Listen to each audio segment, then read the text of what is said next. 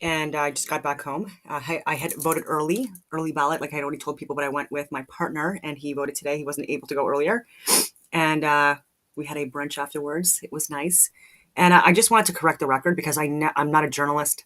I'm not a reporter. I'm none of those things. I'm an international security advisor, and so I don't care to correct myself when I've been wrong about things. And so another time I was lazy. I'm looking at other podcasters who are legit, like they're very credible sources of information.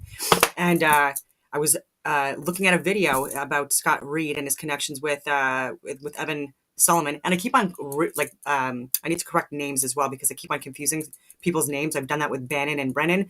I've done that with Aaron Gunn and Evan Solomon. I don't even know why, because these guys are two different ends of the political spectrum, and then they're two different areas of Canada too. And so, but Scott Reed, there's no connections between him and Evan Sullivan or with Aaron Gunn other than, again, political affiliations.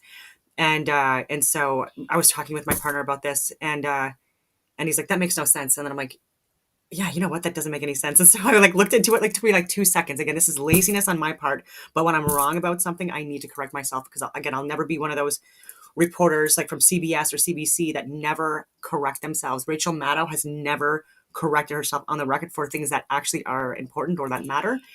And so I wanted to say that now, long story longer, because it's still it's election day. And first of all, I voted for Scott Reed. I don't care to say it, and early voting anyways, and because I want conservatives to win at this point. And I don't think that people should be voting emotionally at all. I feel like a lot of NDP and Liberal people are when they're being, I guess we would say, interviewed around election period. They've been saying that they're voting because of Trump. This is very emotional. He has nothing to do with what's happened in Canada in the last 10 years, especially with Mark Carney as well, being an advisor and the head of a bank of Canada and England during these periods as well. And so they're very much voting emotionally because of how terrible Jagmeet Singh did at the election debates. He completely humiliated himself. And for the record, if he would have called the elections like he should have done last year, like and the year before, sold Canadians out for his pension. However, if he would have had elections last year instead of being a sellout and voting aligned with the Liberals to not have a carbon tax election or a vote of non-confidence, none of this stuff. His party was so popular during that period, and people were like anyone but Trudeau. So even a lot of Liberals were jumping on the NDP bandwagon, and where they were seen as like they were second, I believe, to the Conservatives during during a certain period for popularity. And they'll never see those numbers again. So literally within a year, because he's a sellout, and now Carney, who was preordained to come in a Bilderberg deep select, his chances are he blew it. And now he's such a loser. He's trying to say, oh yeah, like the reason why I tanked so badly is because I was doing it so that the Conservatives wouldn't win. First of all, that in itself to me is treason. And election, I mean, I'm being dramatic there, but I mean, it's election interference at a minimum. And so he ruined his party. He ruined his chances of having any significance. And his legacy is that he's a sellout to Canadians and a loser. And again, looked completely unhinged during the election debates. It was embarrassing. Like people from other countries that saw this, they're like that is not how you're supposed to politic, right? Like it was an absolute anyway. It was a mess. And so correcting the record on that, get out and vote. Like regardless of who you vote for, I mean, I think it's important, to have a say. If you claim or allege this is some kind of a democracy, although I think it should be a republic. Yeah, and if you vote for Carney, though, I don't think you're smart. I don't care to say that now. I've been saying it from the beginning, and it's I think that you're voting emotionally if you do, because the things that are on the table for being very important to Canada right now, it's not even number 4 on his list. And so, and any ways that he has to mitigate the harm that's been done to Canada, that he was involved in as well, it doesn't work. It doesn't work. And so, trying to be the 51st state, I think that's silly. We have fought so many wars to maintain our sovereignty, and we've been able to get along with people that have compatible ideologies and religions as us. But I'm going on all these tangents. I have a very interesting video for you. It's long. I don't know if I'm going to share the whole thing, but I want to. And just to be clear about Stonehenge, just because it's like kind of early on that they talk about this, Stonehenge has been like redone multiple times throughout history. And so people believe that the pillars that are there in the stones are not the originals. And there have been periods throughout time again where there's been reconstruction done on it, right? So when people are saying that it was created in 1957, I've shared where there's like iron, like rebar, whatever you want to call it, inside these concrete stones or slabs, whatever you want to call it. I've shared the cranes and the other equipment operators on the site. I think it was 1957 or 1958. But anyway, anyways, there's videos out there, and but this was a like another like refurbishing or whatever you want to call it, like renovation. And I don't think that any of the parts of it are the original. I think that the model is close, but again, these stones could have been built differently. They could have been a lot larger. Who knows, right? There've been so many different rebuilds that again, it's lost. And the Pyramid of the Sun in Mexico. All around the world, ancient megalithic sites challenge our perception of human history. From Stonehenge to the Pyramids of Giza to the Moai statues of Easter Island and the Pyramid of the Sun in Mexico, these sites force us to rethink what our forefathers were capable of, and whether the facts contained in our history books might not tell the whole story of our past. In the middle of the endless expanse of the Pacific Ocean, in Not a globe. Micronesia, there lies a megalithic site as inexplicable and mysterious as any on Earth, a site which has been a breeding ground of legends and secrets for centuries. And yet, despite its status as one of the most enigmatic and unique ancient sites in the world, most people have probably never heard the name Nan Madol. There is perhaps a good reason for this. Micronesian island of Pohnpei is truly in the middle of nowhere. Off its shores to the east lie more than 5,000 miles of open ocean, until you hit California, while to the west, another 2,500 miles of ocean to Manila in the Philippines. The island itself is small and mostly insignificant, a mere 13 miles of inhospitable terrain from end to end, covered in thick jungles and mangrove swamps, with a steep mountain rising in the middle. Yet, despite its remote location and inhospitable terrain, Pohnpei is home to the remains of megalithic architecture on an unparalleled scale in Micronesia. In the shallow waters off its eastern shore stands an unfathomable stone complex, 92 artificial islets built on top of a coral reef over an area a mile long, all linked by an elaborate network of stone-lined canals. Stone canals give the place its name, Nan Madol, which translates to within the intervals. In more modern times, Nan Madol has been given another name, the Venice of the Pacific. It is not hard to see why. Throughout the complex are a series of unbelievable structures made from enormous basalt stones, walls standing as high as 58 feet tall and measuring as much as 17 feet thick, columns and buildings all made from stones which weigh anywhere from 5 to 50 tons, stacked in the manner which one might construct a log cabin. Astonishingly, it has been estimated that over 750,000 tons of stone were used in the site's construction. As David Childress, who conducted several investigations at Nan Madol in the 1980s and 90s, put it, the whole project is of such huge scale that it easily compares with the building of the Great Wall of China and the Great Pyramid of Egypt in sheer amounts of stone and labor used, and the gigantic scope of the site.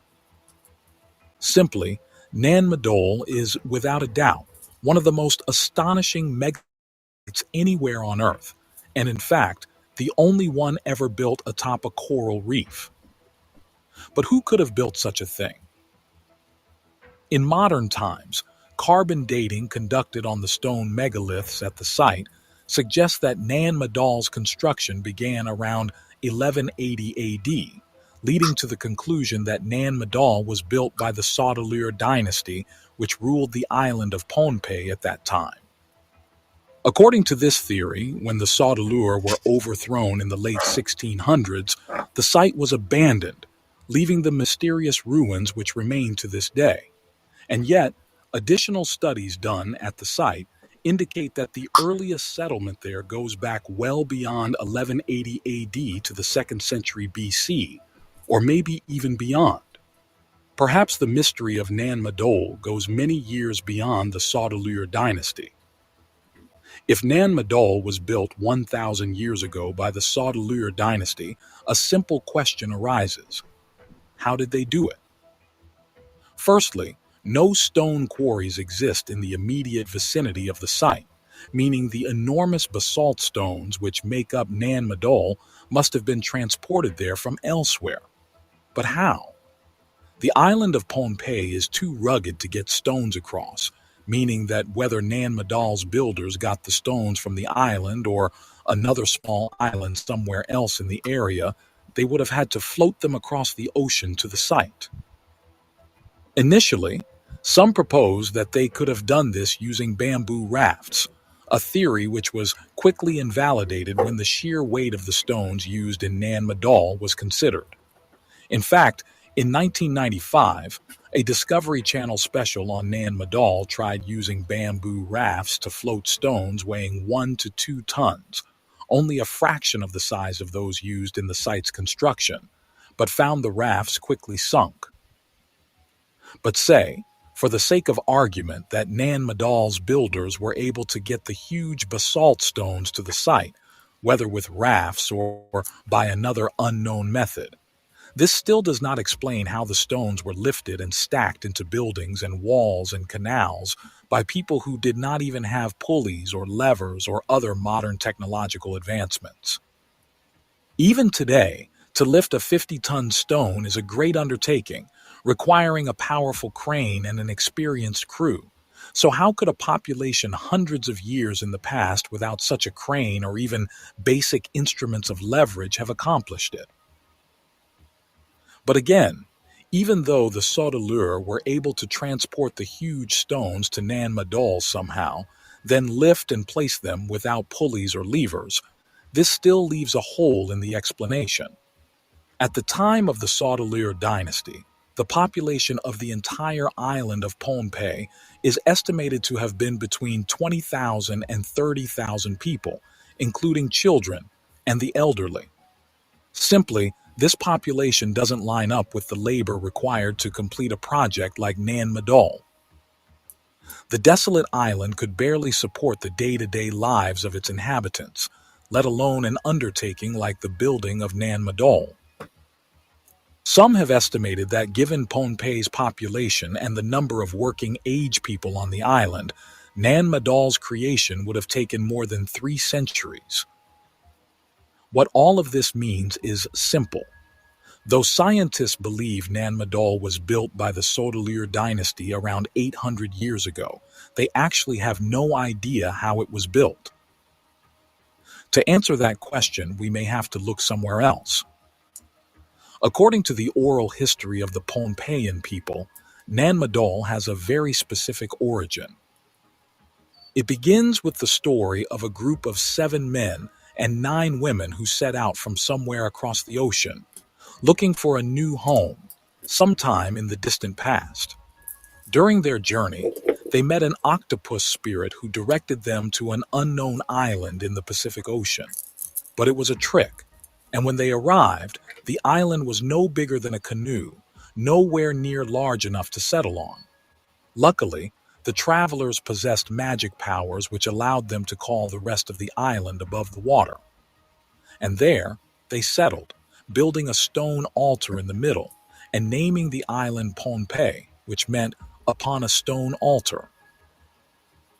Over centuries, 5 more groups of settlers would arrive on the island, each bringing secret magical knowledge of how to move mountains, raise reefs, and shape the island, building over time a flourishing civilization. Eventually, a 7th group arrived, bringing the mightiest sorcerers yet, the brothers Olisipa and Olosopa. It was these brothers who built Nan Madol by using their magic powers to fly huge basalt stones through the air as if they were weightless and stacking them into islets, canals, walls, and buildings. So powerful was their magic that the brothers conquered Pohnpei, founding what came to be known as the Saudeleur dynasty. In some ways, this oral history fills in the story of the island of Pohnpei back to a time before history was written, a tale of conquest, civilization building, and dynastic rule explained through a dramatic myth. But look closer at the story, and specifically, the ability of the brothers Olisaipa and Olosopa to levitate huge stones weighing up to 50 tons through the air using some sort of magic. Some have suggested that this was not magic and that the story was not myth at all, but rather the folk memory of a lost technology. Sound But what type radiation of lost magnetism. technology could have allowed an ancient people to Interesting levitate ether. enormously heavy stones through the air? If you've watched our channel before, you probably already know the answer. It is called acoustic levitation, described as a technique of raising heavy stones by matching the sound frequency of matter, rendering it weightless and moving it into place. Consider the ancient megalithic sites around the world built from huge stones which would seemingly have been impossible for the ancients to have moved, let alone used for construction, from Stonehenge to the Great Pyramid of Giza and many, many others. According to some, the existence of these megalithic sites suggests that the ancients may have mastered the art of levitation through sonics or some other obscure method that allowed them to defy gravity and manipulate massive objects with ease. Adding to the intrigue is the fact that in almost every culture where megalithic structures exist, there's some kind of legend that says the huge stones were moved by acoustic means, either by the chanted spells of magicians, by secret songs, or by massive gongs, trumpets, lyres, or cymbals. But could acoustic levitation have been utilized at Nan Madol? Might it be the secret behind an ancient people moving and stacking stones of many tons, recorded in local history as two brothers with magic powers? Perhaps, or perhaps there is another explanation for Nan Madol, which is even more incredible. For centuries, Pohnpeian tradition has warned of the terrible powers associated with Nan Madol. Locals believe that the site is looked after by spirits placed there by the ancients to protect it from outsiders, and that anyone who disturbs the site will be cursed. Maybe this is just a myth enacted by locals to discourage colonial powers from damaging their history. But what if it isn't? Okay, so I just got sent this by one of my sources. You know, I said that between the 25th of April to like the 4th of May, like I said there was going to be some kind of like, there was going to be like cyber attacks, blackouts, whatever you want to call it.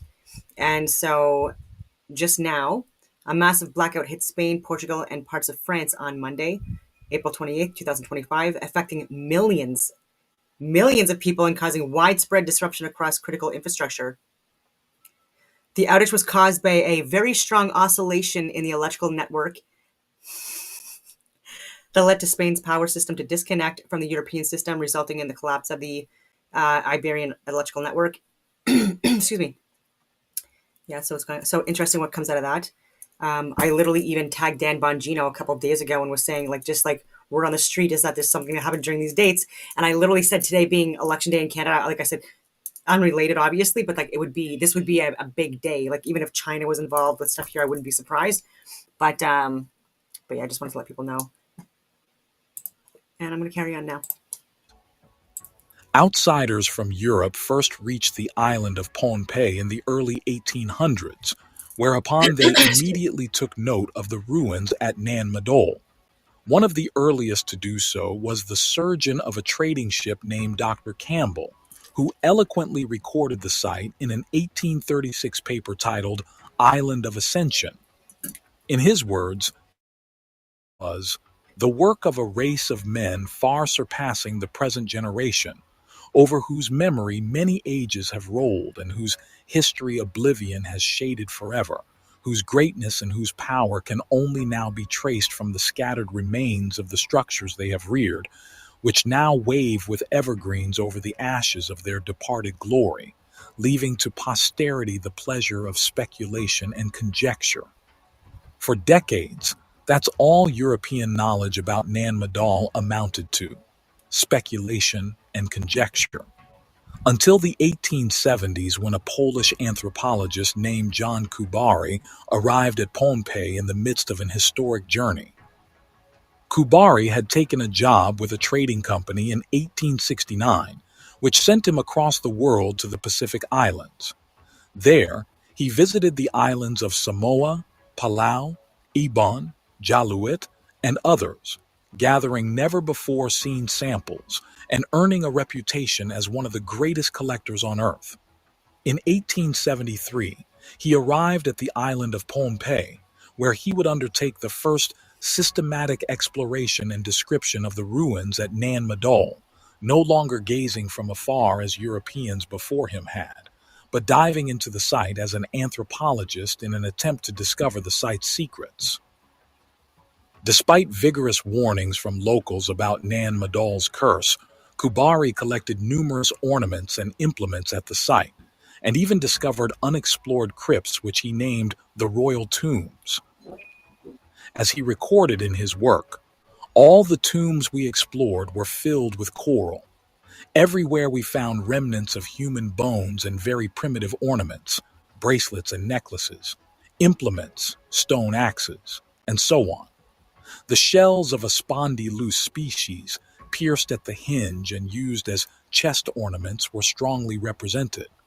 They were put in great numbers with the dead in the tomb, and they appeared to have been a special testimony to the piety of the natives. We have also found round discs in the tombs, pierced in the middle, so highly valued today, which serve as money and to adorn the waistband and the headband. The presence in the same vault of many lower jaws and frontal bones indicates family burials, and the number of their particularly noteworthy tombs, which contain bones being limited to 13, we conclude that they were exclusively tombs of kings or chiefs. By 1874, Kubary was ready to return to Europe with his incredible cache of artifacts recovered at the site. But on the way, disaster struck. In the words of one trader who accompanied Kubary's journey back to Europe, as their ship attempted to maneuver through the narrow ocean passage at Jaluit near the Marshall Islands, instead of heading the vessel for the southern arm of the passage leading to the anchorage, Becker, the captain, ran her stern onto a point of reef, which divides the main passage into the north and south arms. He blamed the bad steering of the vessel, but others put it down to his stupidity. The ship was totally abandoned that evening, and her hands took up their quarters at or near Capel Station. During the next day, the sea got up and broke over the vessel, laying with her deck to seaward. Her hatches got adrift, the cargo was washed out, and then her decks blew up. At 3:30 p.m., the mainmast fell. Next morning, the brig was completely broken up, and nothing was to be seen except a confused heap of broken and twisted iron, wire rigging, and some battered spars. Just like that, the ship was lost, and hundreds of Kubary's crates containing much of Nan Madol's history sunk to the bottom of the ocean, lost forever.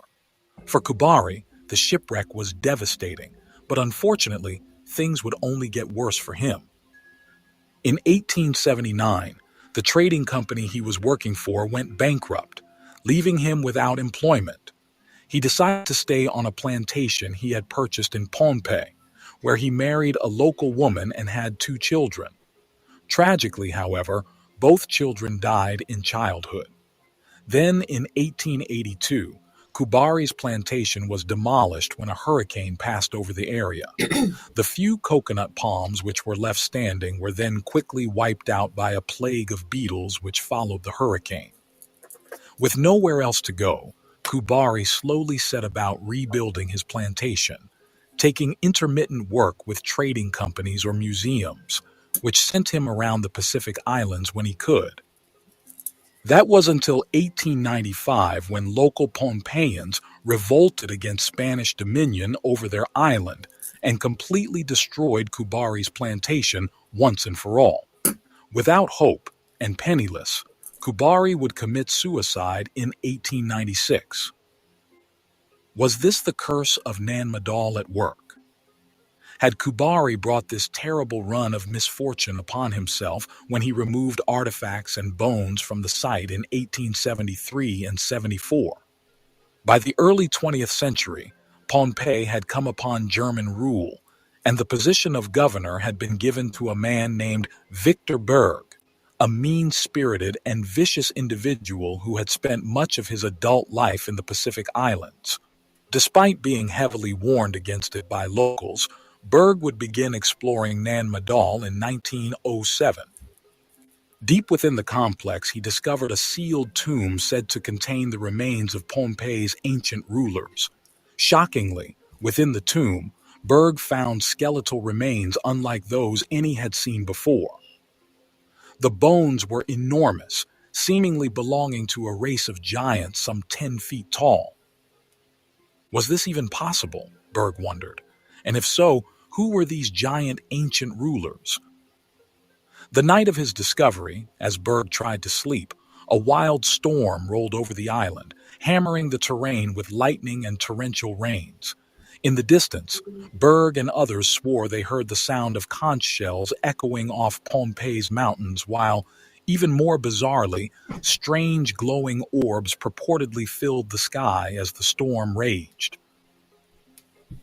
The next day, with the storm seemingly having passed, Berg was determined to continue his work on Nan Madol. But, as he headed to the site, he suddenly stopped in his tracks, and without warning, dropped dead where he stood. Immediately, the locals claimed that Berg's fate had been sealed the moment he had disturbed Nan Madol. His death and the storm which preceded it, proof, they asserted, of the supernatural powers which guard the site. A German physician stationed on the island had another explanation, proposing the cause of death to be sunstroke and heat exhaustion.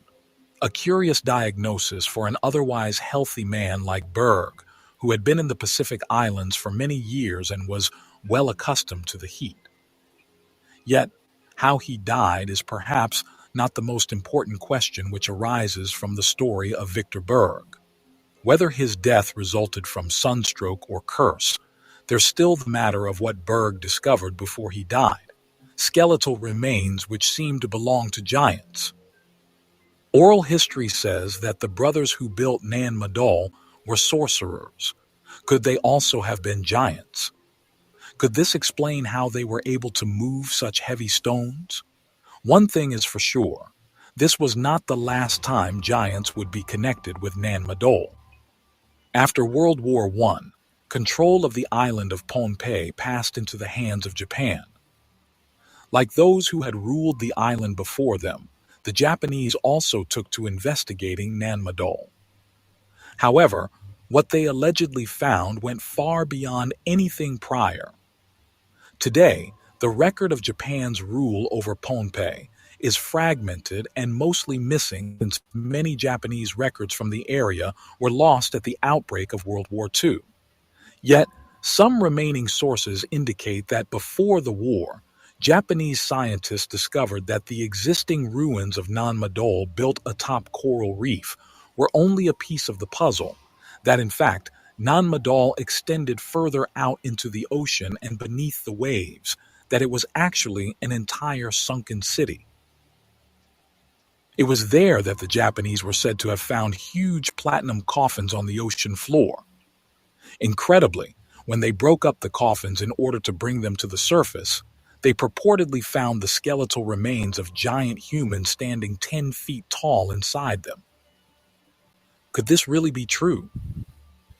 What is particularly interesting about these findings, like Berg's findings before them, is that the idea that a race of giants existed sometime in the distant past is not confined to Nan Madol.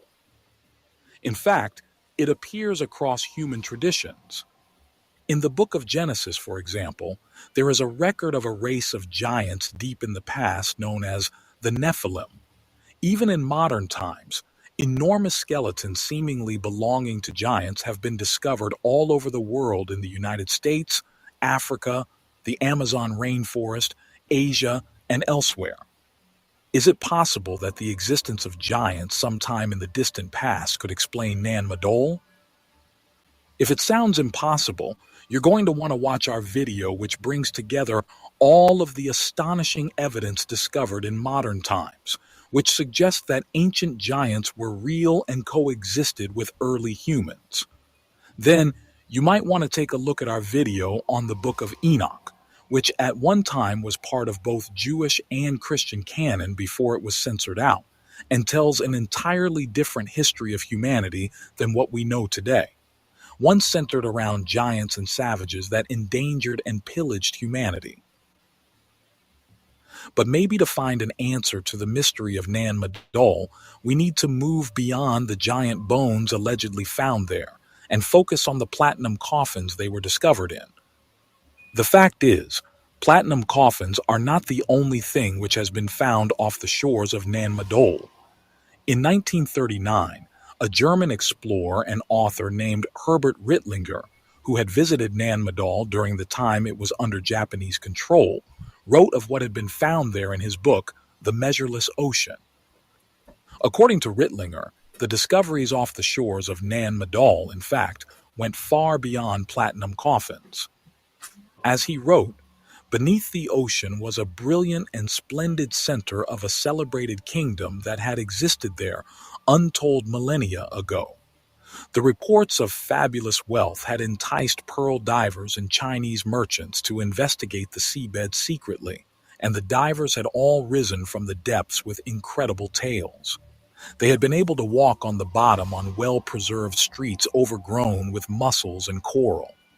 Down below, there were countless stone vaults, pillars, and monoliths.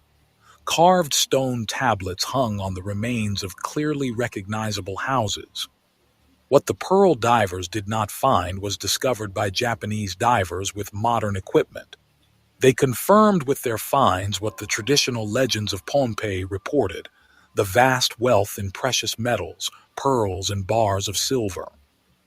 In other words, Nan Madol was only a piece of an astounding ancient city long lost beneath the ocean waves. Interestingly, this lines up with Pohnpeian legend, which speaks of another kingdom under the ocean, off the shores of Nan Madol. In more modern times, further evidence has emerged supporting this theory. In the 1970s and 80s, archaeologists noted an extensive network of tunnels and caves beneath Nan Madol, leading out into the ocean. One team followed this network to a collection of stone pillars and structures some 100 feet under the water, speculating that it was only the start of a vast network of underwater ruins. But since then, no full-scale investigation has been undertaken to determine what might lay beneath the ocean. Could there really be another kingdom under the ocean? And if so, who built it, and where did it come from? Some believe they already know the answer. On this channel, we have covered in detail the legendary lost continent of Mu. For the uninitiated, the idea was first introduced in the late 1800s by an archaeologist named Augustus Le Plongeon, who claimed that while working in the Yucatan Peninsula, he had come across a series of ancient Mayan transcriptions which told of an ancient lost continent named Mu that had been submerged beneath the ocean sometime in the distant past. The idea was picked up on in the 1920s and 30s by a man named James Churchward, who asserted that during his time as a soldier in British India, he had become privy to a set of ancient clay tablets which told of an ancient lost continent in the Pacific Ocean named Mu. According to Churchward, the continent, which stretched 3,000 miles from north to south and 5,000 miles from east to west, was home to an advanced ancient civilization which existed 50,000 years ago before it suddenly sank to the bottom of the ocean and disappeared forever. Given Pohnpei's location in the Pacific Ocean, some believe that Nan Madol represents the outskirts of the legendary lost continent. In fact, this was proposed by Churchward himself in 1926, before platinum coffins or underground tunnels were ever discovered. Could this really be possible? Could another kingdom under the ocean, off the shores of Nan Madol, really be the remains of an advanced ancient civilization from tens of thousands of years in the past? Some say there is even more evidence which says yes. The island of Pohnpei, while apparently in the middle of nowhere, is in fact located at a noteworthy location on the globe, smack dab in the middle of a 300-mile-long zone in which typhoons are born, and the first stages of their power and severity are developed. Today, we know that typhoons are formed not only as a result of cold air currents colliding with warm ocean waters, as has long been postulated, but that they also have an electromagnetic component. Given its location, some look at the huge basalt stones of Nan Madol, which have strong electromagnetic properties, and propose that they must have been put there in order to break down the electromagnetic qualities of typhoons as they tried to form, making them release their energy in the form of downpours and protecting the area. In other words, Nan Madol is not an ancient city, but some sort of intentionally constructed weather modification project. Already, this suggested technological capability beyond what is possible in modern times, but some have taken it even further, looking deeper into the electromagnetic properties of Nan Madol.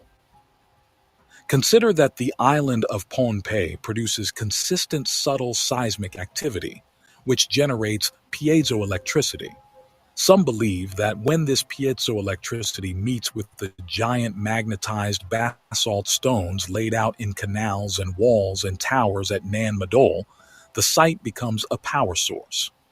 As author Frank Joseph described in a book on the subject, transforming the basalt's naturally vertical magnetic field into a spiral would amplify the power of any piezoelectric discharge by swinging it around in a narrowing, tightening circuit, then focusing the beam of its concentrated corona discharge skyward. More simply, Nan Madol was never a city, certainly not in any ordinary sense of the word, but a power station undoubtedly constructed by the Pohnpeians' ancestors. Incredibly, this sounds not unlike the pioneering work of Nikola Tesla, who proposed something similar for his legendary Wardenclyffe Tower at the turn of the 20th century. If you have not yet heard of Tesla's work on this subject, you've got to watch our video which examines Tesla's belief that the Earth could be pumped for electricity and how he thought it could be done. Could the inhabitants of Pohnpei been working with the type of power source proposed by Tesla thousands or tens of thousands of years in the past? Could Nan Madol really have been an ancient power station fueling an advanced ancient civilization? One thing at least is clear. Even if Nan Madol is simply an 800-year-old megalith built by the Sodelur dynasty, it stands as one of the most amazing structures on Earth. But it might be so much more than that. The key to the secrets of humanity's past, of the mythical continent of Mu, and an advanced ancient civilization.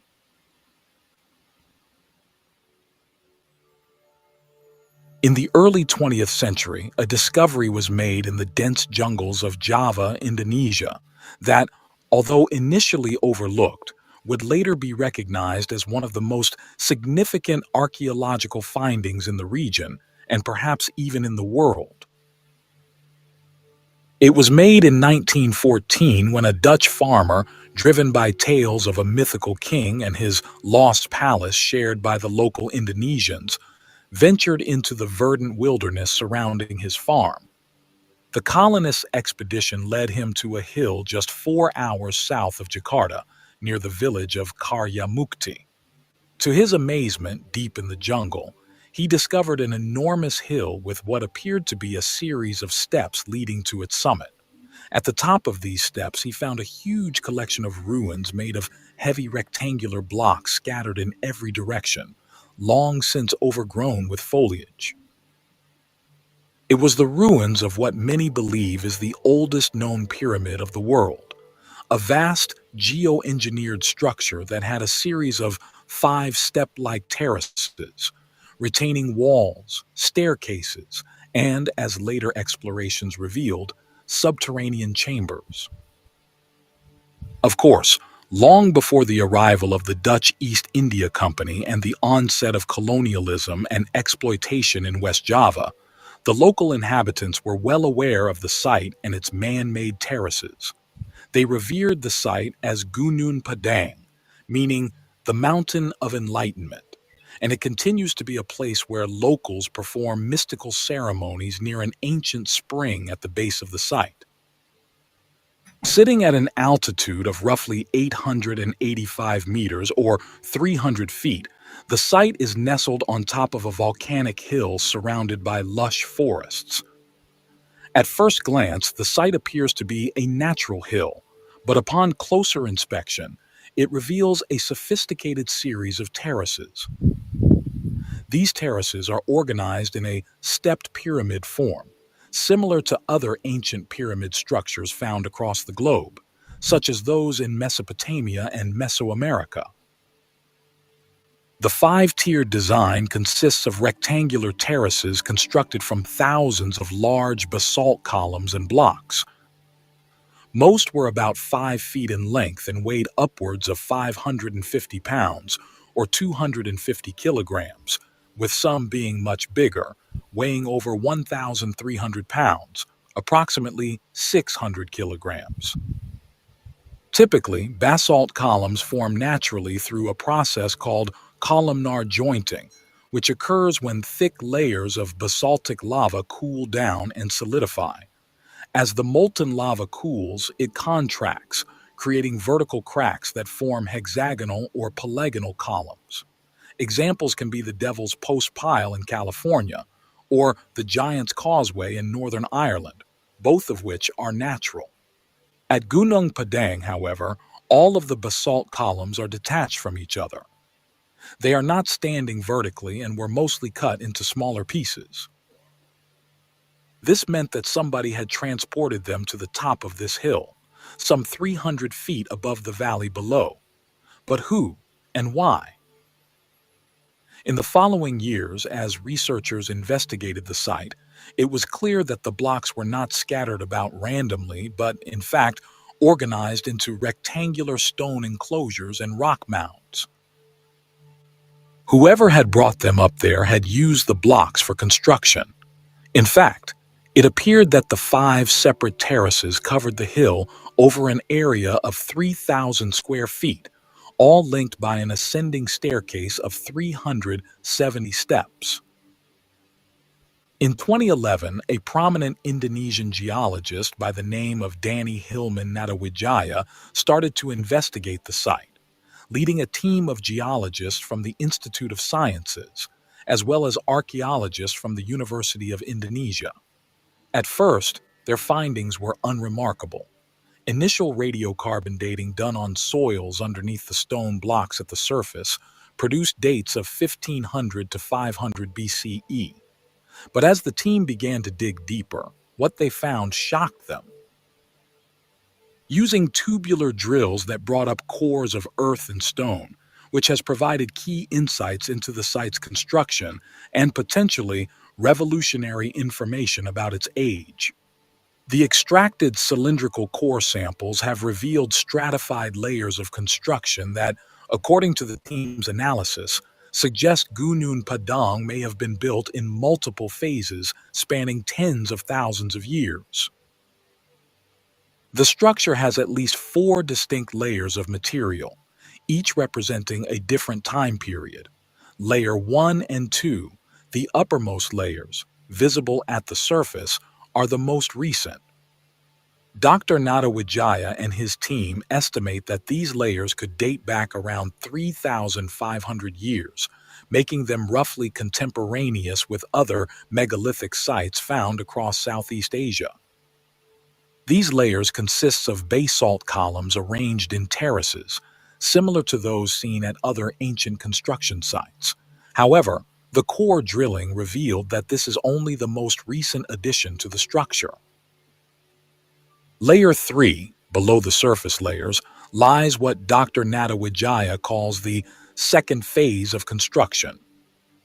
Core drilling has revealed that this layer contains similar basalt stones, but arranged in a different pattern. The organic material found within this layer has been radiocarbon dated to between 7,500 and 9,500 years ago, a time period that predates many of the world's earliest known civilizations. This discovery has led to speculation that the builders of this phase of Gunung Padang had advanced knowledge of construction far earlier than previously believed. And then, Layer 4, the deepest and oldest layer uncovered by core drilling, is where Dr. Nadawijaya's most controversial findings emerge. According to his team, this layer dates back as far as 24,000 years, based on radiocarbon dating of organic material and the seismic surveys indicating human intervention at this depth. This layer is composed of even larger basalt blocks and shows evidence of construction techniques that are not fully understood. How could this be possible? Even at 7,500 years, this would date Gunung Padang at 3,000 years before the ancient Sumerians and 4,500 years before the ancient Egyptians. And at 24,000 years old, well, that would classify the builders as a completely unknown prehistoric civilization, a civilization that thrived in the region before the last ice age, many thousands of years before human civilization is said to have existed. Dr. Hilman Nadawijaya was featured in the Netflix series Ancient Apocalypse, hosted by the British author and researcher Graham Hancock, who advocates the belief that an advanced culture, predating what is commonly recognized as the dawn of human civilization, was destroyed in a global catastrophe, possibly by a comet impact or a rapid rise in sea levels at the end of the last ice age. Hancock believes that this lost civilization left behind monumental structures like Gunung Padang that have been misdated by modern archaeologists. There, Dr. Nadawijaya noted the retaining walls of Gunung Padang, stating that the basalt blocks were cut and stacked with remarkable precision. Intriguingly, the construction utilized an ancient form of mortar that connected the blocks on the retaining walls, which analysis suggests was a sophisticated blend of organic materials. This compound not only enhanced the durability of the structures, but also suggested a complex understanding of construction techniques by the ancient builders. The presence of this mortar, resistant to environmental wear and degradation, further underscores the advanced engineering skills that were in play at Gunung Padang. Moreover, all retaining walls on the site are precisely inclined at 30 degrees. The Ancient Apocalypse episode made a digital reconstruction of what the site looked like, featuring a stairway at the north side, climbing more than 300 feet until it reaches the first of the 5 terraces, over an area about 490 feet long by 130 feet wide, with the entire hill ringed by retaining walls of columnar basalt. More than 50,000 basalt stone blocks were used for the construction of this massive step pyramid, with some being artificially modified. Many of the andesite blocks were clearly crafted into rectangular and square shapes, with some having marks resembling cuttings or other indications of a deliberate shaping by humans. The discoveries became even more shocking when Dr. Natawijaya's team used ground penetrating radar and seismic tomography to extensively map what was buried under their feet. Doing so, they discovered that the second layer contained another arrangement of rectangular blocks, organized in a matrix structure, while the third layer contained additional rock structures, including what appeared to be large underground cavities and chambers. It seemed that the blocks on the surface were only the beginning of Gunung Padang. All of these discoveries meant that Gunung Padang was not merely a simple prehistoric stone terrace, but a complex underground construction with substantial chambers and cavities. There were at least three perfectly rectangular chambers, one of which was right at the center of the structure, at around 10 meters or 33 feet down, connected with an access tunnel to an even larger chamber at a larger depth, which in turn connects to a third chamber around 30 meters or 100 feet underground. All three of the chambers are located exactly along the central axis of the site, with their purpose or what's inside them still remaining a mystery. Another strange thing was the discovery of thick layers of artificial soil covering parts of the site up to 7 meters deep. This soil was likely transported and used to cover earlier layers, indicating that the structure was deliberately built up over time. At a depth of 10 meters or 33 feet, a very interesting artifact was unearthed. It was a black stone ball set in the center of another hollowed out stone having a triangular form. The strange thing was that the black stone in the center could actually roll around. Hence, it became known as the rolling stone. We couldn't find much information on the discovery or any analysis on the object, but we know that these kind of artifacts are very common in ancient Hindu temples. For example, the Thirukurungudi temple, located in Tamil Nadu, India, which is an ancient and revered temple dedicated to Lord Vishnu, has a similar stone ball housed within the mount of a mythical creature. The stone ball inside is an engineering marvel because it is perfectly spherical and free to roll within its enclosure, yet it cannot be removed. Many other ancient temples have this interesting feature as well. One of the most significant discoveries at Gunung Padang was an artifact, which became known as the Kujang Stone. It was discovered in the deep layers of Gunung Padang, indicating it could be 10,000 years old. The stone was distinct from any local rock type at the site and exhibited clear tool marks.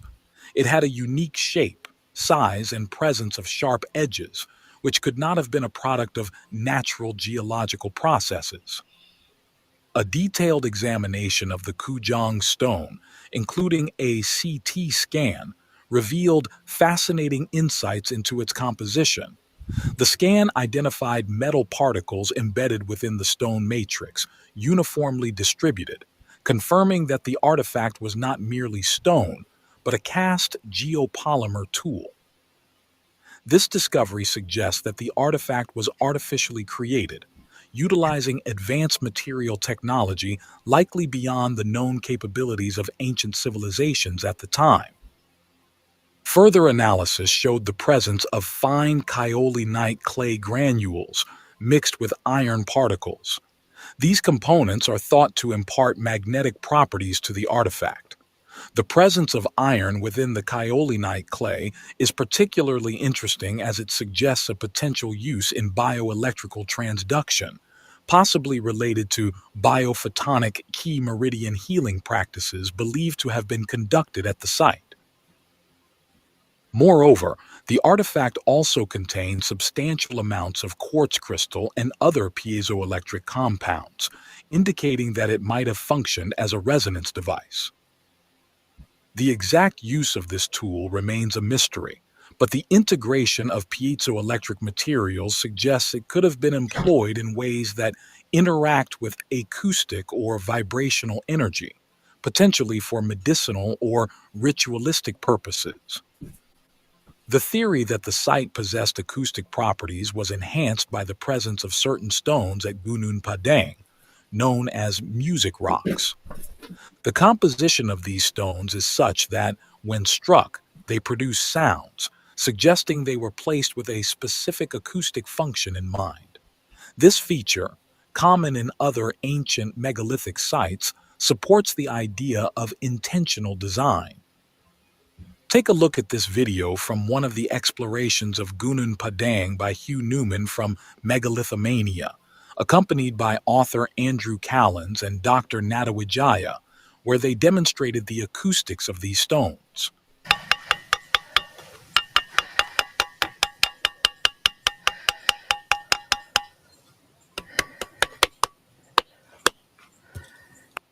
More interestingly, in their videos, they showed that in certain areas on the site, the compass is acting strange, deviating from its typical behavior, which suggests the presence of unusual magnetic anomalies.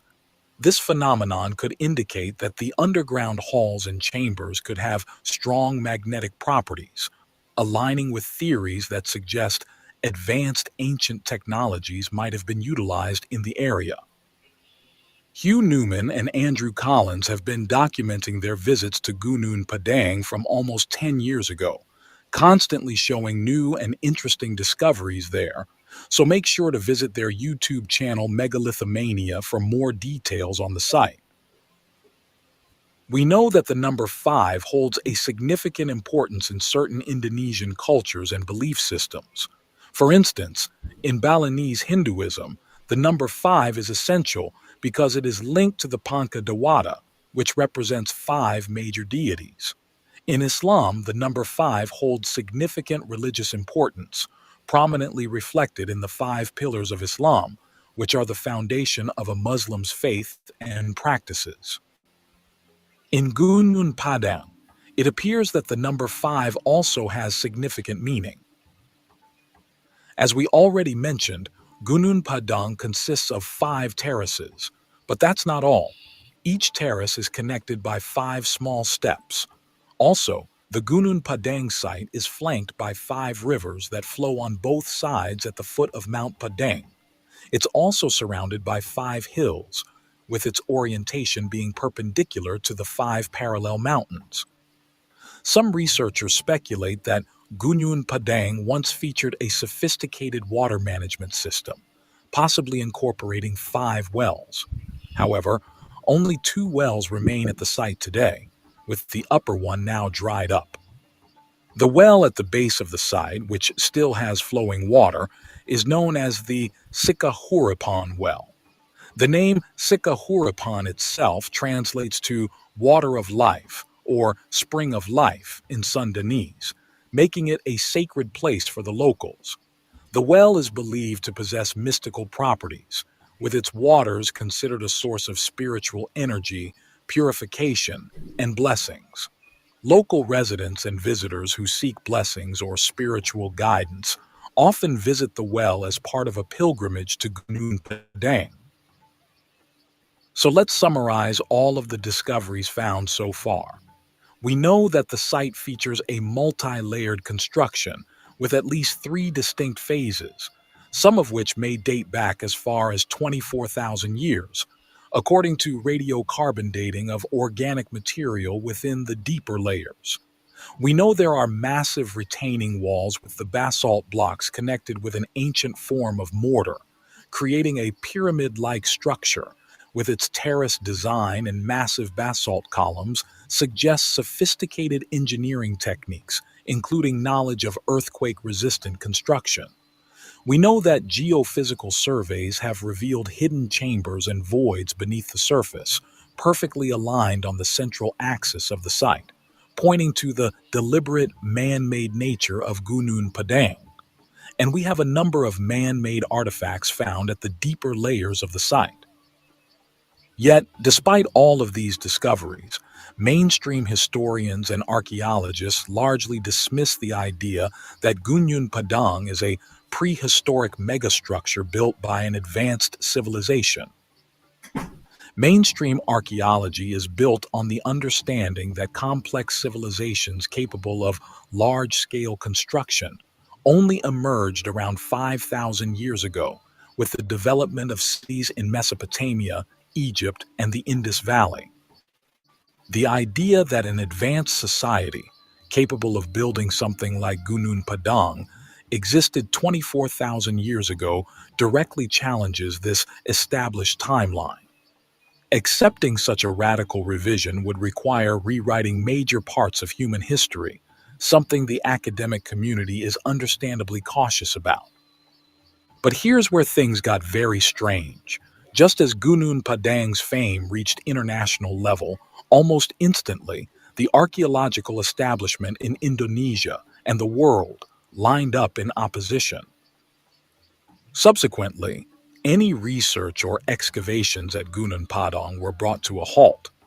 Just as Dr. Natawijaya was starting to gain momentum in his groundbreaking investigations, his work ceased. Government officials, under pressure from mainstream academic institutions and archaeologists skeptical of his findings, made sure he and his team would leave the site and never come back.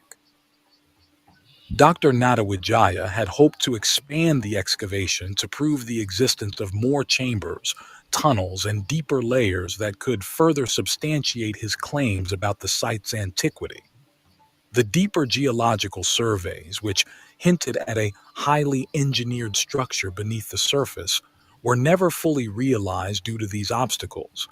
This sudden halt not only frustrated the research team, but also deprived the world of the opportunity to fully explore one of the most mysterious and potentially history-altering sites. Could an advanced ancient civilization really have existed thousands of years before the ancient Egyptians or Sumerians, before even the last ice age?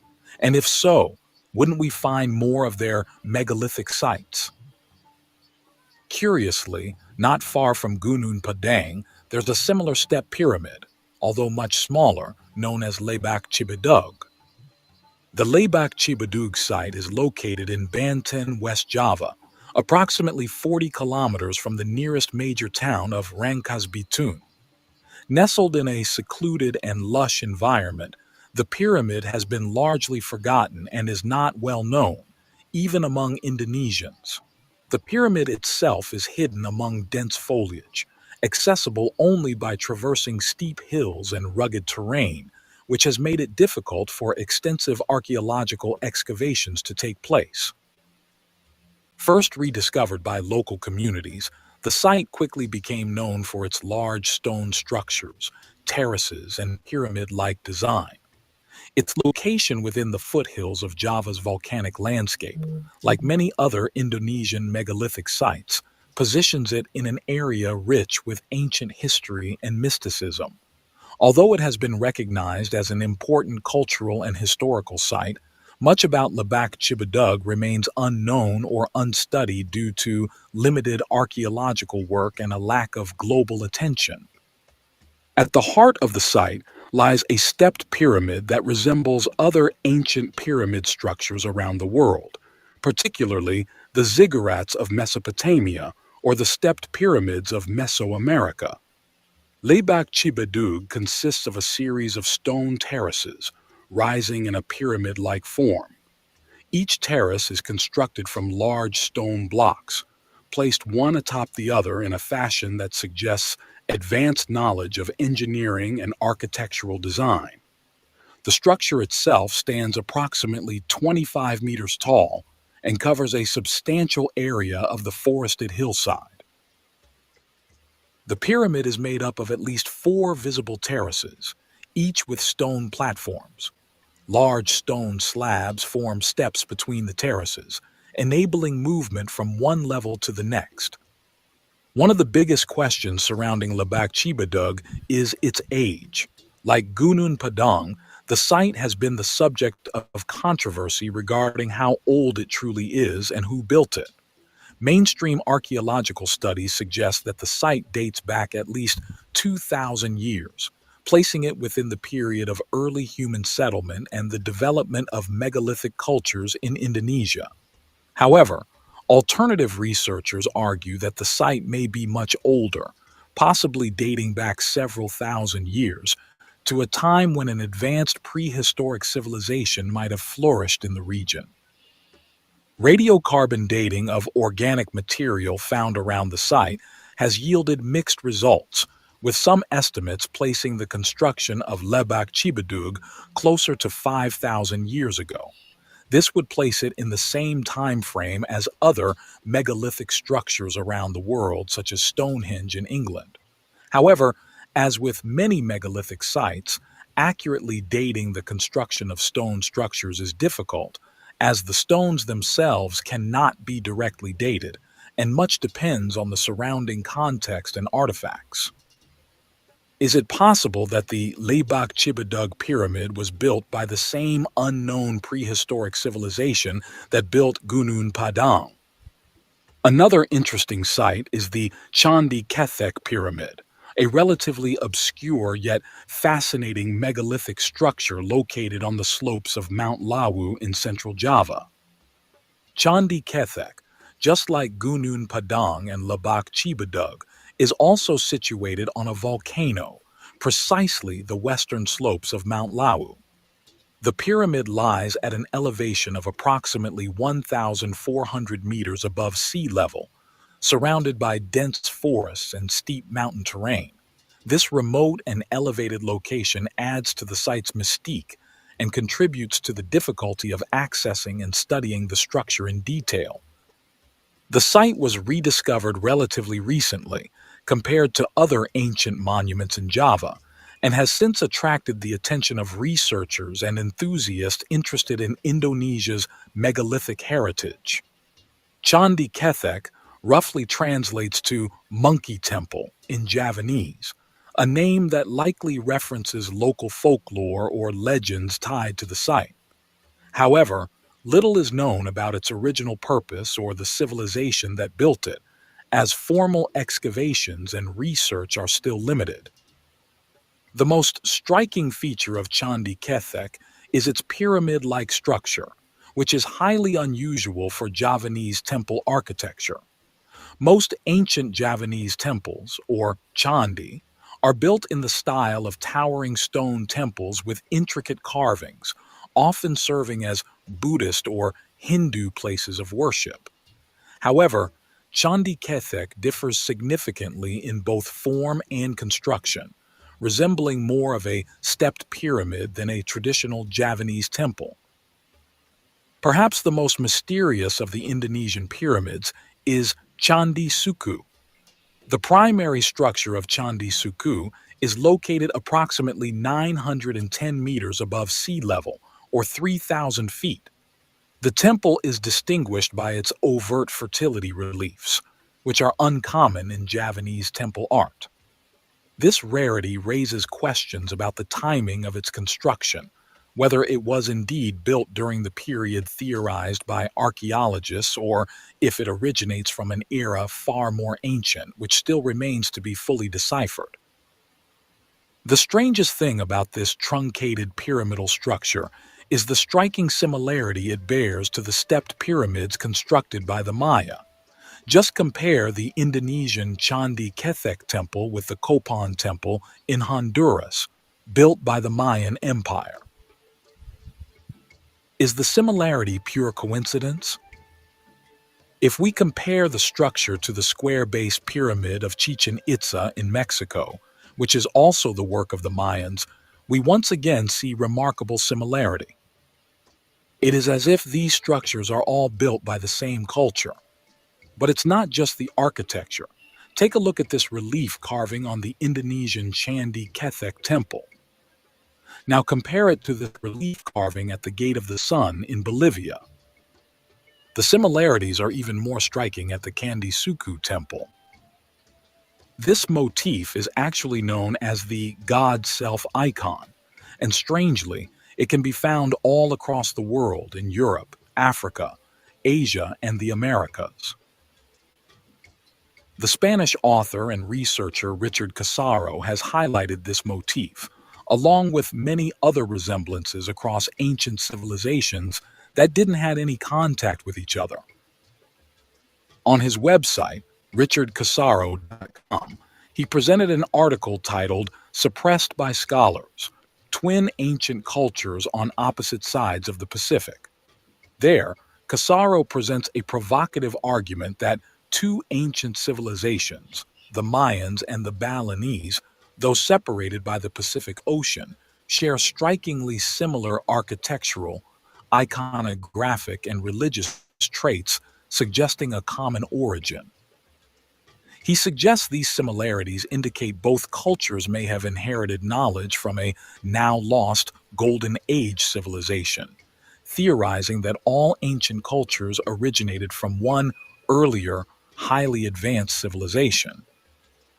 In the article, Richard Casaro presents not one or two, but 12 striking similarities between the ancient Mayan and Balinese civilizations, suggesting a profound and mysterious connection across these geographically distant cultures. He details how both built stepped pyramids with temples on top, highlighting structures like Bali's mother temple of Bezaki and the Mayan high priest temple. Casaro notes that both civilizations featured twin serpent or dragon balustrades running down significant stairways. Additionally, each culture utilized sacred corbel arch architecture, a building technique involving overlapping stones that converge toward the arch's center. Importantly, both cultures adorned their temple entrances with statues of formidable deities, serving as guardians, which are remarkably similar. He further observes that both the Mayans and Balinese placed grotesque or fearsome faces above doorways to ward off evil spirits. Each civilization also prominently featured sculpted stone serpents, symbols of fertility, rebirth, and spiritual connection. Remarkably, both depicted figures with specific hand gestures designed to harness spiritual energies, reflecting deep-rooted spiritual practices. Casaro points out the presence of twin elephant deities in both cultures' art and architecture, despite their vast separation by the Pacific Ocean.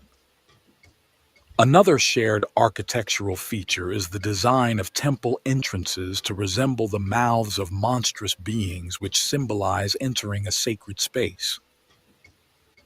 He discusses the use of stepped cross symbols in both cultures, similar to the Andean Chicana, representing cardinal points and spiritual concepts.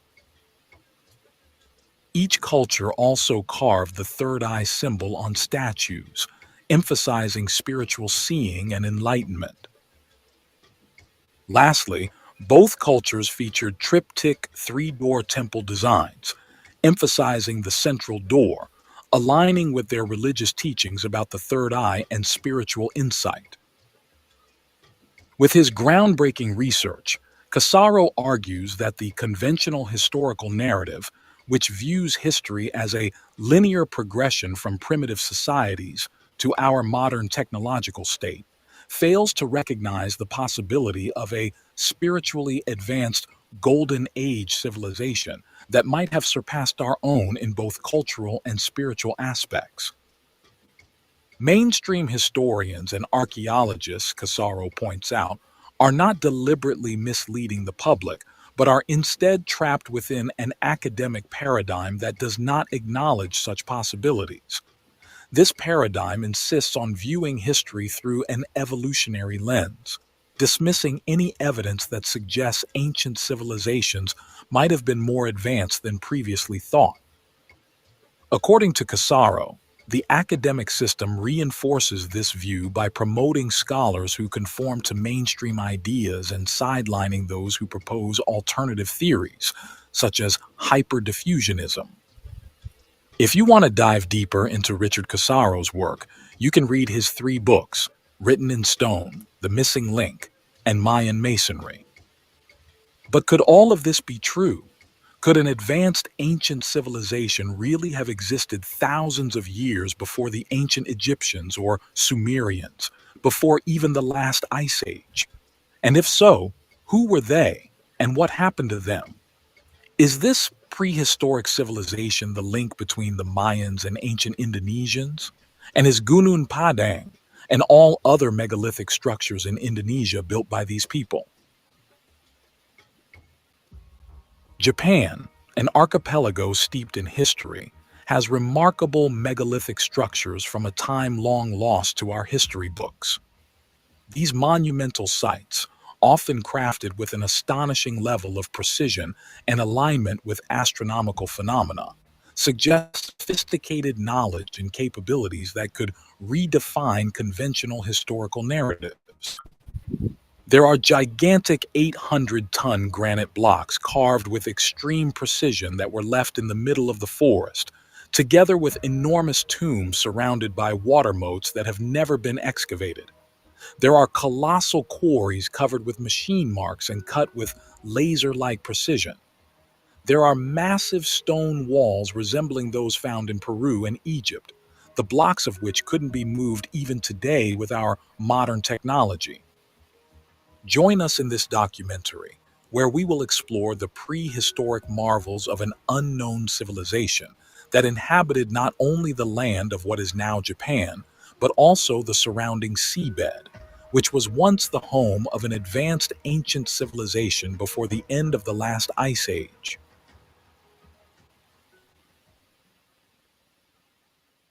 Mount Nokogiri, located in Chiba Prefecture, Japan, is the location of an enormous megalithic site believed to be an ancient quarry. The Japanese have aptly named this site Saw Mountain due to the cut marks reminiscent of a saw, and they used it as a stone quarry beginning in the early Edo period, from 1603 to 1868. However, the actual age of the Mount Noko-Giriyama quarry remains a mystery. There are many features of the site suggesting a much older and possibly prehistoric origin, hinting at the works of a lost advanced civilization. The theory that Mount Nokogiri could have been an ancient quarry long before the Edo period is fueled by the perfect cuts on the stone, which are remarkably precise.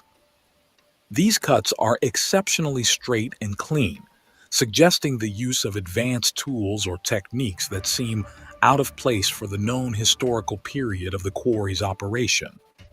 During the Edo period in Japan, the technology and tools available for quarrying and stone cutting were quite basic, using chisels and hammers, as well as wedges and spikes.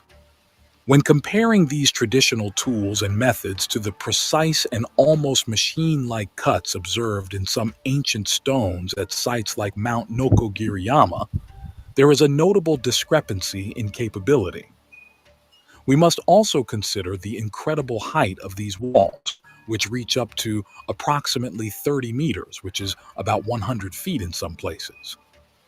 The precision in the ancient cuts suggests the use of technology that could consistently produce straight and perfectly aligned cuts, no matter the height, which is difficult to achieve with the aforementioned traditional tools. Curiously, the precise stone cuts at Mount Nokogiriyama bear a striking resemblance to those found at other ancient sites across the globe, where similar meticulous craftsmanship points to sophisticated stoneworking skills. For instance, Pumapunku in Bolivia is an ancient site famed for its incredibly precise stonework. The cuts and drill holes in these stones are so fine and exact that they have led some to speculate about the possibility of advanced prehistoric stone cutting technologies, possibly even predating the Inca civilization. If Pumapunku was constructed by a highly advanced civilization preceding the Inca, who then merely inherited the site, might it also be possible that the Mount Nokogiri quarry was originally developed by an even older civilization, which was later inherited by the Japanese? The features discovered at the site are extraordinary. For instance, there are sections where precise roads and arches have been meticulously carved straight into the rock face of the mountain. Such achievements are truly monumental.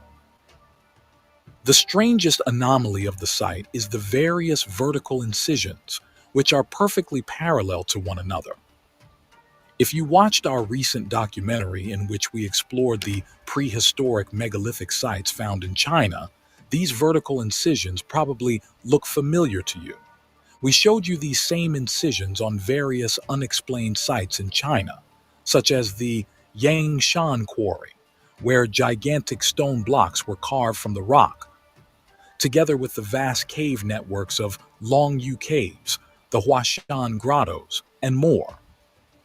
All of these extensive sites were centers of monumental construction efforts and stone extraction processes, with millions of tons of rock being removed. For simple Bronze Age cultures equipped with primitive tools, such tasks would have been unfathomable. The precise vertical cuts found at all of these sites closely resemble those produced in modern mines using advanced drilling machinery. Take a look at this comparison of the lines found at Mount Nokogiriyama and compare them with the marks left by our modern machines. The similarity is uncanny. Of course, this does not mean that the ancient Japanese were unskilled stoneworkers. During the Edo period, the Japanese, who likely inherited this ancient site, added remarkable pieces of art, like this giant Buddha. This impressive sculpture, which dates back to 1783, was carved directly into the stone face of the mountain. It stands approximately 31 meters high, making it one of the largest Buddha statues in Japan.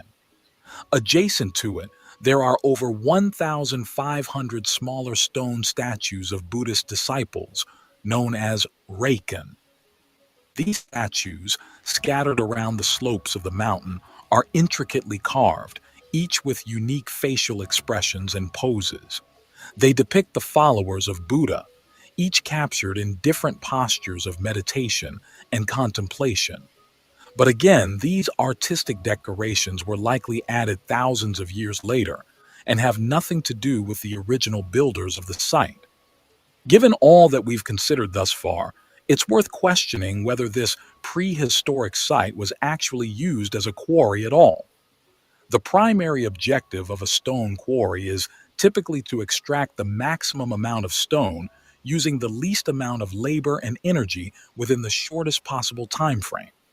However, the practices observed here appear to contradict these principles. If the workers lacked machinery and had to make parallel incisions by hand, it suggests that they extracted as little stone as possible while expending a significant amount of labor. Moreover, why would they create perfectly polished and precisely angled 90-degree cavities in the rock if their sole intention was merely to extract stone? Such meticulous craftsmanship suggests other motivations or purposes behind their laborious efforts. But the question is, what? As we transition from the rugged landscapes of Mount Nokogiri to another significant site, the Oya Stone Quarry in Utsunomiya, we encounter a very similar quarry. In this quarry, we can once again see precise cuts and parallel machine marks on the stone. Are these marks really made by some sort of advanced ancient machine technology? The notion that such technology existed is supported by the precision and consistency of the markings, which conventional tools of the periods attributed to these sites would struggle to achieve. What sets the Oya Stone Quarry apart from that on Mount Nokogiri is that it reaches depths of about 200 feet or 60 meters. This is a monumental undertaking by any standard, especially without the use of modern equipment. The interior of this man-made cave is remarkable, with a perfectly flat floor, precise 90-degree angled cuts in various parts, and once again, parallel grooves. The site looks exactly like the Longyu Caves and the Huashan Grottos in China. But how is this possible? Considering the distance between the Oya Stone Quarry in Japan and those sites in central China is approximately 1,800 kilometers, about 1,118 miles. This measurement does not account for the additional distances that would be added by land or sea routes needed to actually travel between these two locations. Maybe all of these sites were built by the same global civilization, a civilization that possessed advanced technology and sophisticated knowledge that would allow them to construct these gigantic megaliths. It is unknown what caused the extinction of this culture, but most likely it was some sort of cataclysmic event. If we visit the town of Takasago in Hyogo Prefecture, we can find another incredible megalith. This is Ishino Hoden, also known as the Floating Stone. This unusual and strange creation was carved from a single piece of stone block made from tuff. Tuff stone is a type of rock formed from volcanic ash ejected during explosive volcanic eruptions. This gigantic megalith weighs around 500 tons, and it's about 15 feet high and 15 feet deep, which is around 5 meters. This makes this stone larger than any of the stones used in the construction of the Great Pyramid of Giza, the largest of which weighed 80 tons. To this day, the origins and purposes of this ancient relic are a complete mystery, as there are no inscriptions or markings on it. Estimates place its construction in the prehistoric Jomon period, which dates back to around 14,000 to 300 BCE. A Shinto shrine was later constructed around the stone by the Japanese, and the megalith became traditionally known as the floating stone due to its unique placement. The design of this stone is highly unusual. It resembles a component of a vast machine, almost like a cube with a tapered end on one side. The stone is precisely cut, with sharp, clean angles and smooth surfaces that testify to the advanced stone working techniques of its builders. It is formed into two vertically oriented flat rectangular parallel pipettes. One side features a protrusion that resembles the peak of a pyramid. But how is it possible for a prehistoric hunter-gatherer society to be able to carve, extract, and transport a 500-ton stone block? The origins and methods used to craft such an exquisite piece of stone art remain a mystery.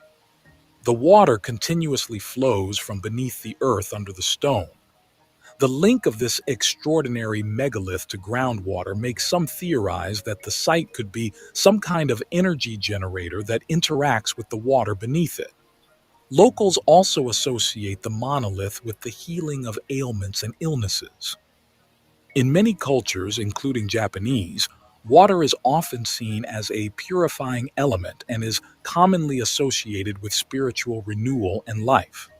The presence of flowing water under the Ishi no Hoden may contribute to its sanctity and the reverence with which it is regarded. It is possible that the original placers of the stone chose its location specifically because of this natural water feature, seeing the spring as a symbol of endless life or a direct connection to the spiritual world. But there's also the possibility that the constant flow of water that emerges from the ground is not a natural phenomenon, but some kind of advanced hydrological system.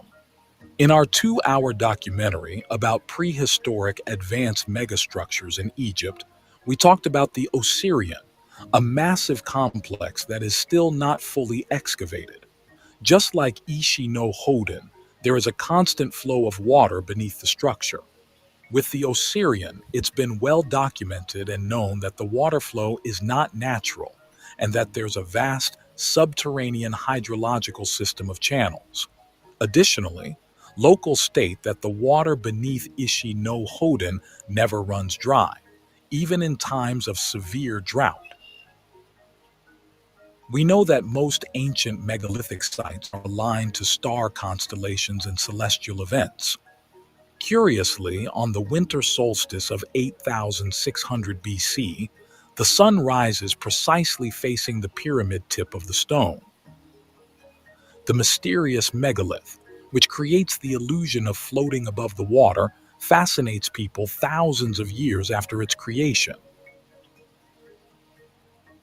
Another fascinating discovery in the same region of Asuka was the massive granite coffins found within the Ueyama Kofun tumulus. The construction of these coffins looks very similar to the megalithic stone Ishi no Hoden. In fact, the strange knobs on the granite boxes and the massive knob on Ishi no Hoden all bear a striking resemblance to the various knobs found on other megastructures all across the world. We already mentioned the gigantic stone block found in China at the Yangshan quarry, which also bears gigantic knobs. There are also the various knobs found on the megalithic stone walls in Peru, together with those found in Egypt and other places around the world. Stone walls aside, the two horizontal granite chambers that lay side by side were nearly identical to other granite boxes found in Egypt. Like the granite boxes in Egypt, those in Japan also showed perfect 90-degree angles in their corners, smooth surfaces, and extreme precision in their makeup. How is it possible for ancient people with primitive tools to be able to shape pink granite, which is one of the hardest materials on Earth, into such precise and smooth shapes? There is also a large piece of granite with meticulous carvings and channels, which are too precise and smooth to be made with primitive tools. The purpose of these is unknown. In fact, the entire site is restricted and visiting it is impossible. There are many more mysterious stone structures in Japan, the origin of which is mostly unknown. For example, there's the Sakafune Ishi, a mysterious artifact also located in Asuka. This massive stone structure, carved from a single piece of granite, measures approximately 3 meters in length, which is approximately 10 feet, and is somewhat like a boat or trough. The stone is hollowed out, creating a basin-like form with a flat base, which has led to much speculation about its use and meaning. Granite is extremely hard to work with.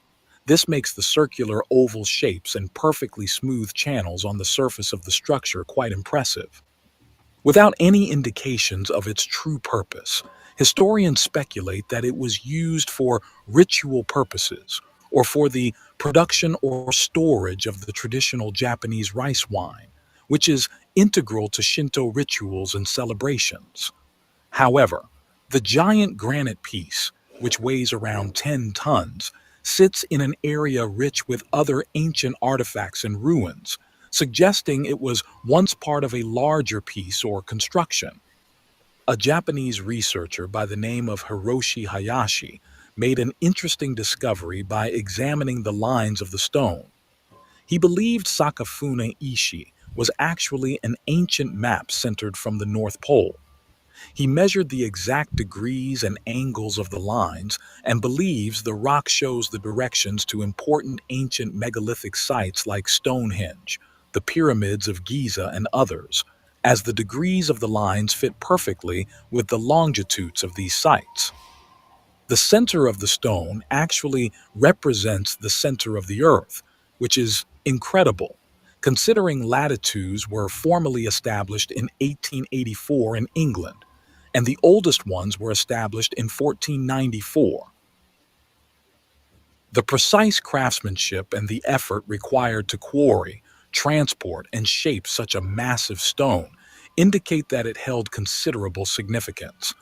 The site's proximity to other key archaeological finds also suggests that there was a massive complex in the area, and what we find today are merely the remnants that have withstood the passage of time. If you walk just a few minutes away from Sakafune Ishi, you can find another incredible stone known as Kam-ishi, which means the turtle stone. This gigantic stone is named that way because it has a clearly defined shell, head, and limbs. The precise reasons for its creation and the meanings attached to it remain subjects of debate among historians. Some suggest that it might have had astronomical significance and was used as a marker for celestial events or seasons, while others believe it could have marked a burial site or a significant place within the Asuka region. According to legend, the turtle stone in Asuka, Japan, possesses a mysterious and somewhat ominous quality. It is said that when the stone faces west, a great flood will strike the land. If it actually turns all the way and faces west, then Japan will sink into the ocean and disappear. The idea, of course, this being a barometer of the fortunes of the country. Presently, Turtlestone is oriented to the southwest, sparking both curiosity and concern among those who know the legend. This enigmatic behavior of the Turtlestone has led to various speculations about its nature and origins. One intriguing theory suggests that the stone might be magnetic and interact with Earth's magnetic field. This interaction could potentially allow the stone to detect or measure magnetic anomalies, which might be linked to cataclysmic geological events such as earthquakes or floods. Such properties would make the turtle stone not only a cultural and historical artifact, but also a natural geophysical marker or warning system. The pole shift hypothesis, which postulates that the Earth's poles have historically shifted, causing massive global changes and cataclysms, could potentially explain the stone's reputed behavior. If the turtle stone is indeed magnetic, it might be influenced by shifts or instabilities in Earth's magnetic field caused by movements of the planet's core or tectonic plates. These changes could align with the legends of the stone, shifting its orientation prior to environmental upheavals. In the same area, we can find more megalithic structures like Oni no Sekamen, which literally translates to the demon's washing stone or ogre's washing stone. This megalith is located near the Asuka River and is famous for its peculiar shape and the legends surrounding it. According to local folklore, an Oni, which is a giant demon, used this stone to wash its face each morning. The stone is relatively flat and large, suitable for the mythical purposes it is said to have served.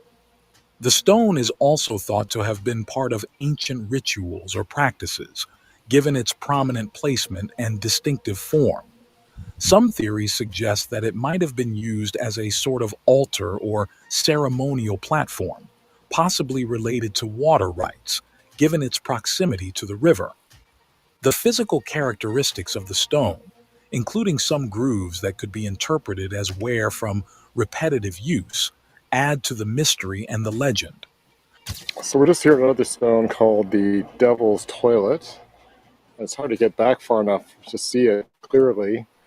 It's got these geometric cuts in it, which are really quite unusual.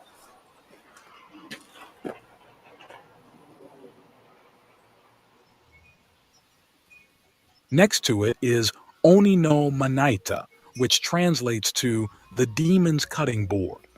Legend has it that this stone was used by a giant Oni to chop up human victims or prepare food. This gruesome imagery contributes to the stone's eerie allure and its cultural significance as a site of supernatural lore. Physically, Oni no Maneda is impressive due to its size and the flatness of its surface. Also in Asuka, there's the Ishibutai Kofun, which is one of the most famous and visually striking tomb sites in Japan. Ishibutai Kofun is remarkable not only for its historical significance, but also for the engineering feats involved in its construction. The tomb is constructed from massive stone slabs, with the largest stones forming what is today an exposed stone chamber after centuries of erosion stripped away the earthen mound that once covered it. The stones used in Ishibutai are enormous. The largest slab, which forms the ceiling of the tomb's chamber, weighs around 140 tons. Other significant stones in the construction include the upright slabs that weigh approximately 60 tons each. It's a mystery how an ancient civilization was able to pile such gigantic stones in such a way. All over Japan, there are thousands of Kofun burial mounds, and mainstream historians traditionally date them back to around 250 AD. Despite the established chronology, there is a subset of historians and researchers who believe that many Kofuns may actually be much older, predating the traditionally recognized timeline of Japanese civilization.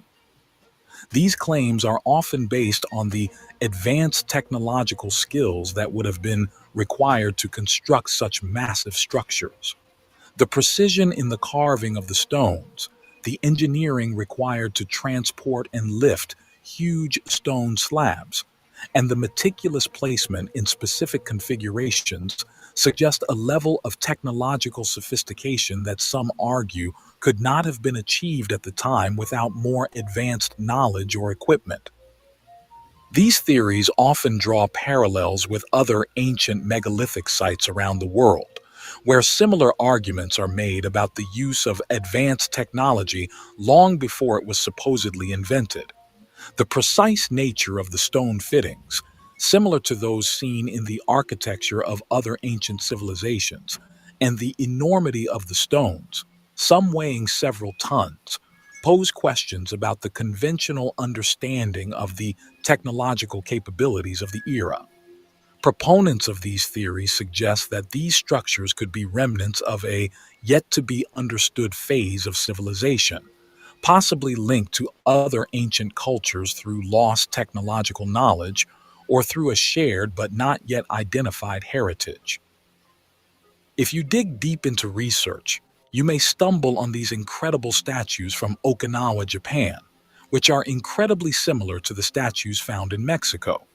There's also a giant head, which closely resembles the Olmec heads, which are also in Mexico. Unfortunately, when we dug deeper, we found out these statues were not ancient, but were the ruins of a park that was abandoned in the 1990s. But does that mean there aren't any legitimate links between these ancient civilizations?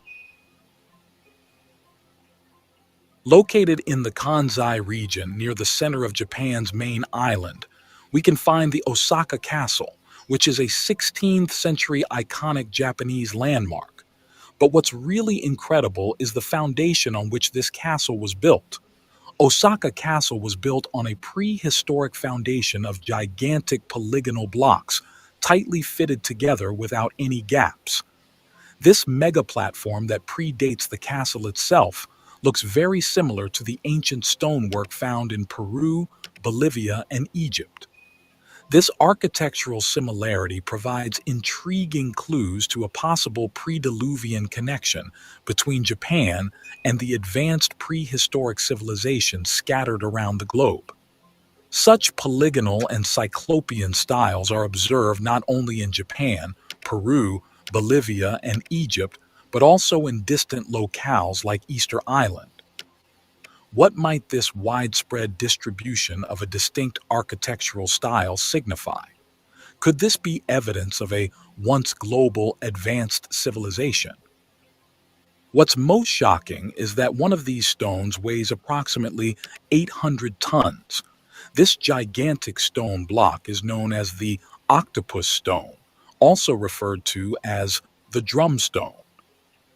Its exact origins are still a mystery, and historians still can't fathom how an ancient civilization was able to quarry and transport such gigantic stones without the use of advanced technology.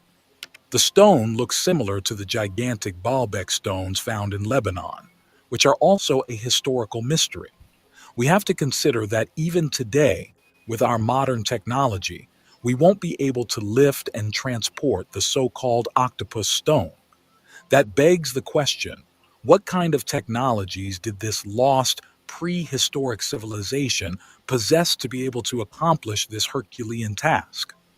Additionally, there are stones weighing more than 100 tons in different parts of the site, all stacked precisely with minimal gaps.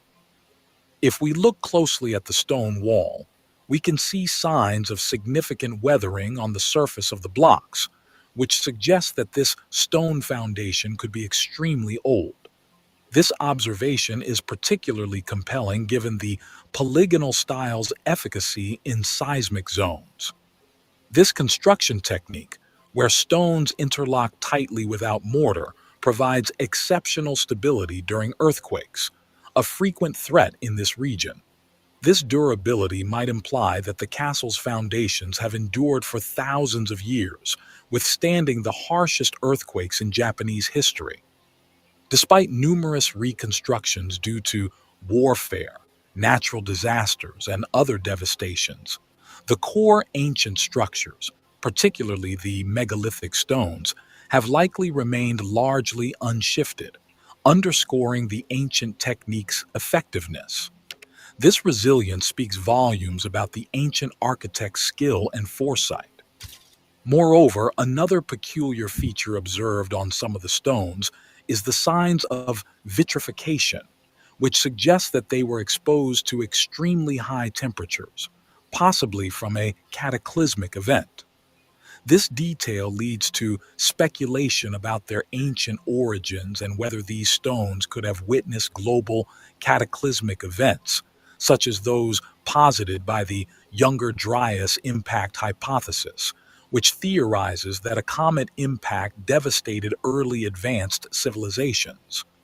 This means that these stones could have been constructed more than 12,000 years ago.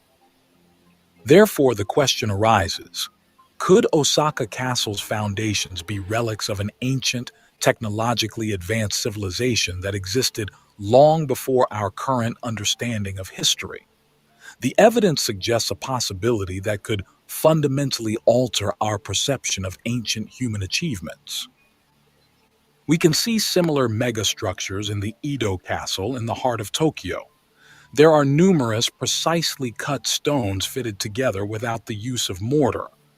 The remnants of these walls can still be seen around the Imperial Palace, which stands on the former grounds of Edo Castle. Undoubtedly, all of these gigantic structures were built by the same lost civilization and were later built upon by later cultures. If we compare the 16th century Japanese wall construction methods to the perfectly precise stone walls of old, we can see the difference. The Japanese used a more primitive technique known as burdock piling. This method of building stone walls involves fitting large rocks together with cracks filled with pebbles and smaller stones. These walls are uniquely sloped, creating ovate shapes that resemble the blossoms of Japanese burdock plants, hence the technique's name. Although this was still a very sophisticated construction method, as it had greater stability than regular brick walls with mortar and allowed the stones to move slightly during earthquakes without causing significant damage, it is no match to the more ancient polygonal construction method, where the stone blocks were not only significantly larger, but were also fitted much more precisely.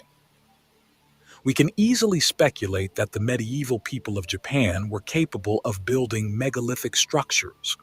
However, the Japanese medieval people documented and recorded their buildings as well as the constructive processes, but we find no mentions about the megalithic architecture anywhere. Remarkably, on some megalithic stoneworks, like on the Nakano-mon stone wall, we can find metal clamps embedded in the blocks. This is an incredible correlation with other megalithic sites across the world, all of which possess the exact same feature. But there are even more structures that correlate with prehistoric civilizations on the other side of the world. Take a look at the spectacular rock-cut tombs in Kyushu. These tombs are hewn into the sides of hills and cliffs, utilizing the natural rock formations as both the medium and the setting for these ancient grave sites.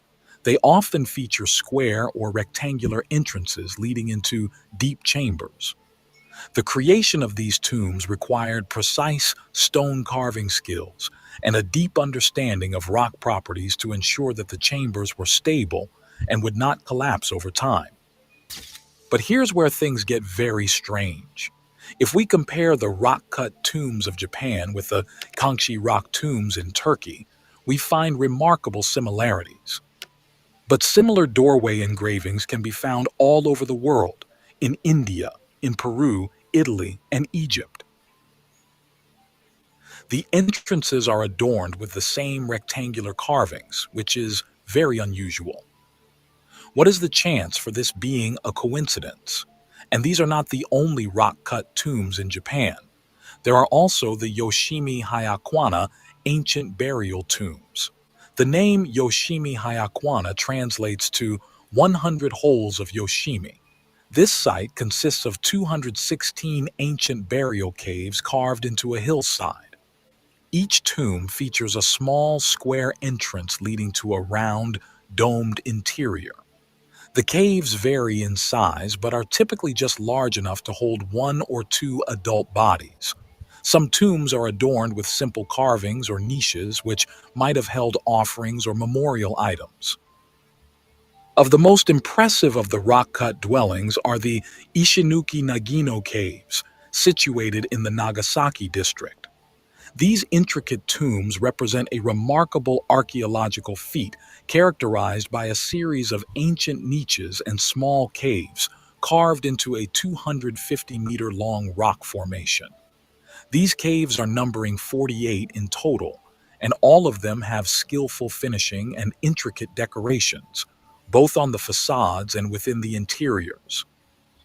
Some of the interior chambers are quite large, which led some researchers to suggest that this site was not just a tomb, but some kind of ancient city ingrained in the hillside. The effort to carve these chambers directly into the rock and to extract so many tons of material reflects the sophisticated capabilities of the people who made them. The unique rectangular engraving found on the entrances of many of these sites, from Turkey to Japan, can also be seen on the Ishino Hoden Kofun, which is an incredible megalithic structure located in Takasago. This ancient monument is carved from a single massive stone and is estimated to weigh around 500 tons. The monolith is quarried from a type of fine-grained bluish-gray granite, and as we said before, granite is one of the hardest materials on Earth. The structure is roughly cubic, with a flat top that some believe had some sort of purpose. What makes Ishino Hoden particularly intriguing is the precision with which it has been carved and shaped. The surfaces are remarkably smooth and flat, with clean, straight edges that suggest a high level of technical skill and meticulous planning. This level of craftsmanship indicates that the builders not only had the tools necessary to work granite, but also a profound understanding of stone masonry. The site is associated with several legends, one of which suggests that it floats above the ground. Historically, the site is believed to have been used for burial purposes by the local ruling class, as the complexity and number of the tombs suggest significant time, resources, and labor investment. The site's secluded location and the effort required to carve these tombs into rock faces indicate that this was a sacred area reserved for individuals of high status or spiritual significance. Strangely, similar sites can be found on other parts of the globe. One of the more remarkable tombs found in Japan is the so-called turtle tombs, also known as kamekobaka. These unique structures, predominantly found throughout the Ryukyu Islands, capture attention not only due to their unusual turtle-like shape, but also because of the profound architectural and historical significance they embody. The Okinawa turtle tombs are meticulously carved from limestone, a sedimentary rock prevalent in the region, which has been used extensively across Okinawa for various construction purposes due to its relative abundance and workability. The tombs are shaped to resemble a turtle's back. This design is not merely aesthetic but imbued with deep symbolic meaning, reflecting a reverence for ancestors and the belief in their continued presence and protection in the afterlife. The construction of turtle tombs involves a sophisticated understanding of stone carving. Each tomb is crafted to have a dome-like, rounded top with a flat underside that rests on the ground. Traditionally, the turtle tombs are thought to have originated in the 17th century during the flourishing of the Ryukyu kingdom. However, some scholars and historians propose that these tombs could be much older, possibly dating back to a prehistoric period or being the work of an unknown ancient civilization that once inhabited the region. This theory is spurred by the sophistication of the tomb's design and the advanced masonry skills required to construct them, which some argue may surpass the capabilities traditionally attributed to the Ryukyuans of historical records. These structures exhibit flawlessly polished surfaces and are meticulously cut, perfectly precise 90-degree angles and edges. The weathering on the stone also suggests they are extremely old, leading to the belief that they were used by the people of the 17th century, but weren't actually constructed by them. Additionally, there are turtle tombs so ancient that they are barely recognizable, engulfed in earth and vegetation, suggesting they could be thousands of years older than mainstream historians believe. Strangely, these structures look very similar to the Quenuani structures in Peru. The design looks remarkably identical. During the fierce conflicts in Okinawa between Japanese and U.S. forces in World War II, records indicate that both locals and soldiers sought refuge within the turtleback tombs, which subsequently became strategic points of contention in the battle to control them. This showcases the strength of the massive constructions. Regardless of their true origins, the turtle tombs remain a vital part of Okinawa's heritage and are revered as sacred sites even to this day, with people continuing to construct tombs for their relatives in similar designs. And speaking of tombs, you should know that the entirety of Japan is filled with thousands of tombs, most of which are unexcavated. These tombs, or kofun as they are known, vary significantly in size, shape, and construction method. The most common shapes are keyhole-shaped, circular-shaped, and square-shaped. The keyhole-shaped kofun, which is unique to Japan, is particularly fascinating. It combines a square front and a circular rear. These keyhole-shaped tombs were constructed with remarkable precision and attention to detail. They are vast, island-like structures encircled by a moat, with some featuring several smaller moats. In Sakai City in particular, there is the Mozu Kofun group, which consists of more than 100 burial mounds spread across a large area. The largest and most famous of these is the Daisen Kofun, which measures around 1,600 feet in length, which is 490 meters. This makes the surface area of this tomb bigger than the surface area of the pyramids of Giza, and makes the Daisen Kofun the largest tomb by area in the world. The creation of this tomb was estimated to have taken 2,000 workers who worked a continuous 16 years to finish it, after removing 1.6 million cubic meters of soil. According to the local legend, to construct a kofun, people would work during the day, while the gods worked at night. Despite their massive size, little is known about the kofuns. Because kofuns are associated with Japan's mythological first emperors, archaeologists are not permitted to excavate or even enter most of these sites.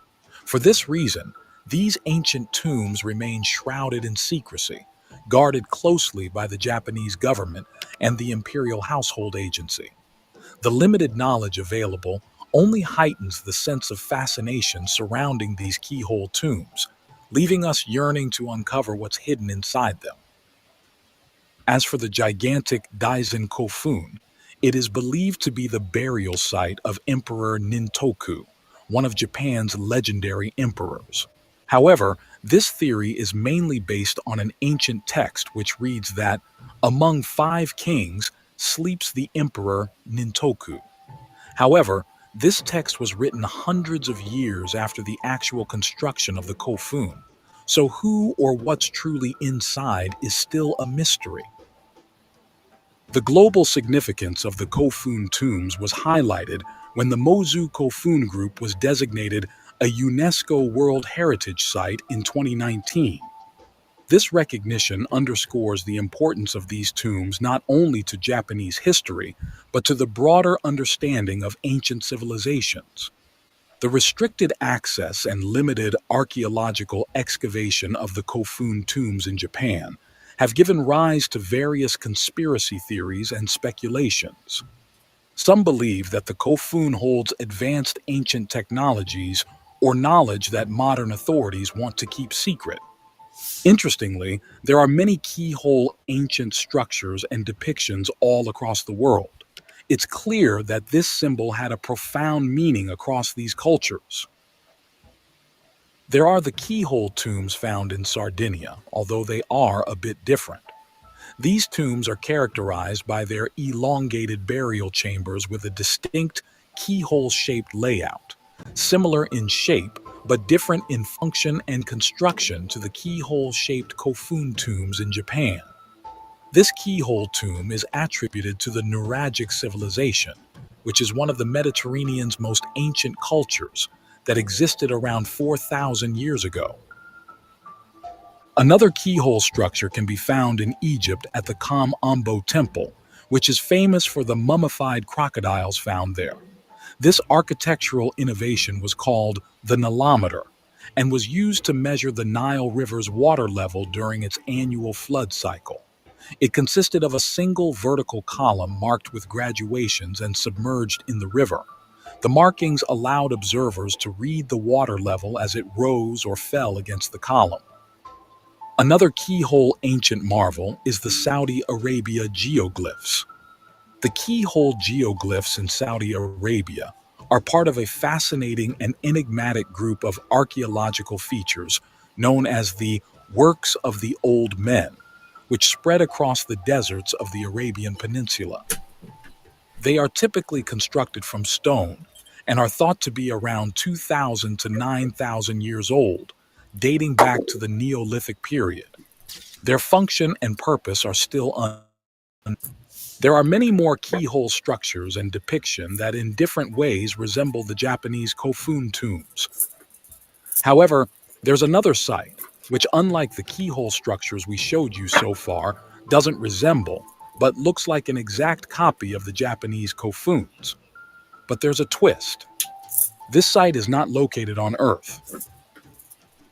In 2016, researchers studying high-resolution photos of the surface of Mars spotted an eerily similar keyhole-shaped mound.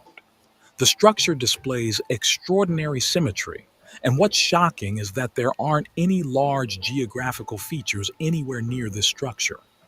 The enigmatic structure visible on numerous satellite images of the red planet displays staggering similarities to the ancient Japanese Kofun tombs.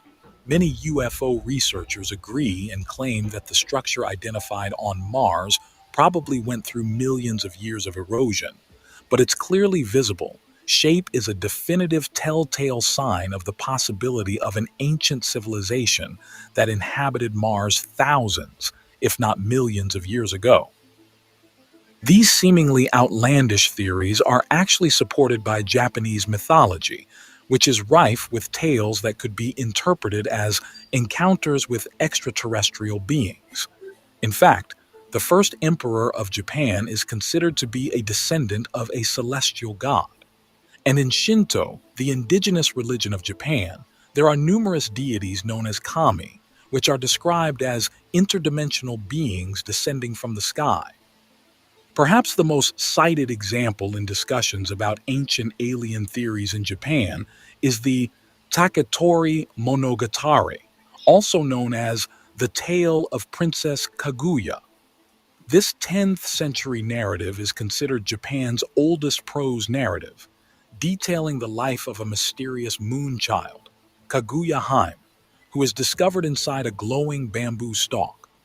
As the story unfolds, Kaguya Hime grows into a woman of uncommon beauty, eventually revealing that she is from the moon and must return to her celestial family. The descriptions of her celestial origins, her return to the moon in what could be seen as a spacecraft, and the heavenly entourage that comes to retrieve her, are often interpreted by alien theorists as an allegory for extraterrestrial visitation. In fact, there's a 7,000-year-old ancient rocket ship cave carving found in Japan. It is still a mystery how ancient people were able to carve a petroglyph that looks identical to a modern rocket ship. The most famous UFO encounter in Japanese history happened 220 years ago during feudal times. In 1803, during the late Edo period on the shores of Harayadori in Hitachi province, local fishermen witnessed a perplexing sight. An unusual craft was seen drifting toward the shore. This object, covered in small metal plates reminiscent of the heat-resistant tiles used on space shuttles, eventually washed ashore, sparking curiosity and astonishment among the locals. The design of this craft was extraordinary, as it had glass windows in its upper section, likening its appearance and construction to technologies not seen until the modern era. As the crowd gathered around the mysterious vessel, a hatch opened, and from within emerged a young woman. The woman had a distinctive red hair and eyebrows and held a mysterious box. She was dressed in strange, unfamiliar garments and spoke an indecipherable language. Inside the craft, onlookers discovered writings resembling hieroglyphs, a type of script completely unknown to them. This story of the Utsuro Bune, as the craft came to be known, appears in 3 different ancient Japanese texts. Considering that these texts are historical, for many in Japan, this tale is viewed not just as folklore, but as a potential historical encounter with what some might deem a celestial visitor. Today, there are museums in Japan that even show a recreation of the vehicle encountered in 1803, although they refrain from calling it a UFO. Perhaps the most famous prehistoric megalithic structure linked to ancient extraterrestrials is the Masuda no Iwafun, which translates to the rock ship of Masuda. This incredible megalith weighs 800 tons and is carved from a single piece of granite. Strangely, it doesn't resemble any other architecture in Japan. Many believe it is some kind of representation of the celestial vesicles of the gods, but to this day, no one knows who carved or placed it there. On the other 3 sides, trellis-shaped chisel marks can be seen close to the ground. Because granite is known to be difficult to carve, even with modern tools, this sculpture fascinates specialists and scientists who consider it a technical wonder. On the north side of the structure, there is a square scale-like pattern. The most popular theory about the stone's construction is that it was used as an astronomical observation point. Its orientation alignment with the slope suggests that the monolith may be linked with the Japanese lunar calendar and to the first astronomical observations. However, some experts disagree with this. With no conclusive information regarding the significance of this enigmatic stone structure, the whys and wherefores of its existence remain a mystery to this day. But if there was an advanced ancient civilization tens of thousands of years ago, would the first and oldest known civilization in Japan know something about them? The Jomon culture, which dates back to around 14,000 BC, are considered the first people to inhabit what is now Japan. The Jomon people were predominantly hunter-gatherers, though they also engaged in early forms of agriculture, and considering the era in which they existed, we can agree they were very primitive. They didn't have clothes and instead used animal skin. For this reason, the various dogu figurines created by them are quite unusual. These figures are depicted wearing sophisticated costumes and garments that resemble armor. How could such an intricate costume or armor have been imagined in a culture where clothing wasn't made from anything but hides? The strange thing is that similar figures were found all across Japan. Given the sparse population, estimated at only about 250,000 at its peak, and the limited modes of transportation, primarily walking, it is intriguing how such a specific image became commonly accepted among people who were barely in any contact with each other. This widespread acceptance might indicate that the staring dogu might have been based on something all of these ancient people actually saw. But considering these beings look like extraterrestrials with their bulging eyes and exaggerated proportions, together with their costume, which looks like a spacesuit, it makes you wonder, how is this possible? But there are other strange figures, like the so-called reptilian statues, which date back to the Asuka period around 6th century AD. They look very similar to the 7,000-year-old Ubaid statues from Mesopotamia. There is no definitive explanation for why these statues have reptilian features, but we know well that reptilian humanoid figures are depicted all across the world. If these figurines represent a long-lost ancient civilization, this means that this civilization existed more than 15,000 years ago, in a prehistoric era before the Ice Age. This was a time so ancient that the sea level and the waters surrounding Japan weren't even there. But does that mean there may be more megalithic structures on the seabed near Japan? In 1986, a local diver named Kihachiro Aratake was scouting for a good spot to observe hammerhead sharks. As Aratake explored the waters, he encountered massive underwater rock formations with sharp, precise angles and fine edges that struck him as too unusual for a natural formation. Intrigued by the geometric nature of the rocks, he noticed that they resembled architectural structures, complete with terraces, steps, and flat surfaces that mimicked the appearance of step pyramids and other ancient man-made constructions. The site became known as the Yonaguni Monument, named after the southernmost of the Ryukyu Islands in Japan where it was discovered. The site's largest and most famous structure, which resembles a stepped pyramid, extends some 90 meters at its base and rises to a height of about 25 meters. Realizing the potential significance of his find, Aratake alerted marine scientists, including Professor Masaki Kimura of the University of the Ryukyus. Kimura, along with other researchers, began a detailed investigation of the site, which led to further discoveries of the monument's features, including columns, roads, and what appeared to be cross-shaped formations, all suggesting the possibility of an ancient, submerged, man-made site. Dr. Kimura argues that the monument could be the remains of a 10,000-year-old city, submerged at the end of the last ice age due to rising sea levels. According to his research, the formations on Yonaguni show evidence of human modification, such as the deliberate carving of the rocks, consistent spacing and dimensions of structural features, and the presence of what he interprets as roads, ceremonial centers, and perhaps even large-scale water management systems. Dr. Kimura's hypothesis is supported by comparisons to known ancient constructions, particularly those involving large stone blocks or megalithic architecture, such as those found in ancient Mesopotamia, Egypt, and Central America. These comparisons are used to argue that the skills and technologies required to create a site like Yonaguni might have been available to a prehistoric civilization with advanced engineering knowledge. Nevertheless, the established archaeological institutions deem the site a natural formation, made entirely by nature. But how is this possible, considering there are straight lines, steps, and sharp edges, all with exact 90-degree angles?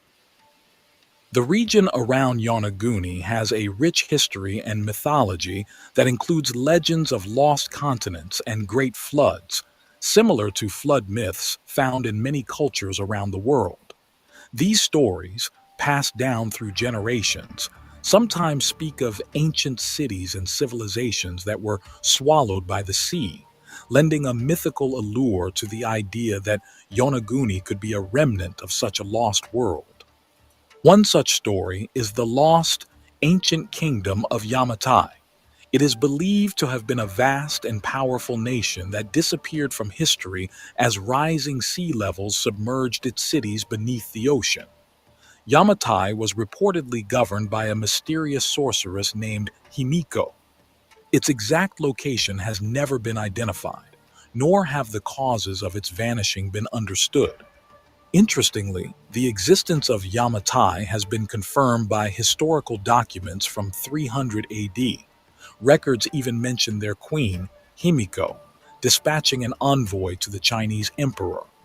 It's theorized that tectonic movements in the region may have led to Yamatai being engulfed by the sea.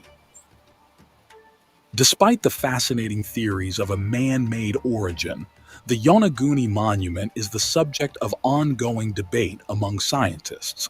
Some geologists and archaeologists argue that the monument's features can be explained by natural geological processes such as tectonic activity, which is common in this seismically active region.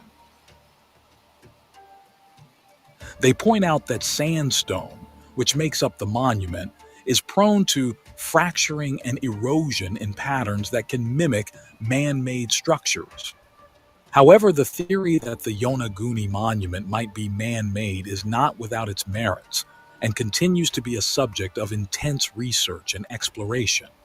The precise angles and the seeming organization of the structure suggest that further investigations are needed to fully understand the origins and nature of this underwater enigma. There are many more unexplained structures and mysteries we found during our research, which we won't be able to scope into this video. We journeyed through the dense forests and coastal waters of Japan to uncover remnants of an unknown civilization that once mastered the landscape, both above and below the sea. These structures suggest a sophisticated knowledge of engineering, astronomy, and geology, indicating that the people who built them had capabilities that far exceed the traditional view of prehistoric societies. As we close this exploration, the revelations we've encountered compel us to reconsider not just the history of Japan, but the very narrative of human civilization.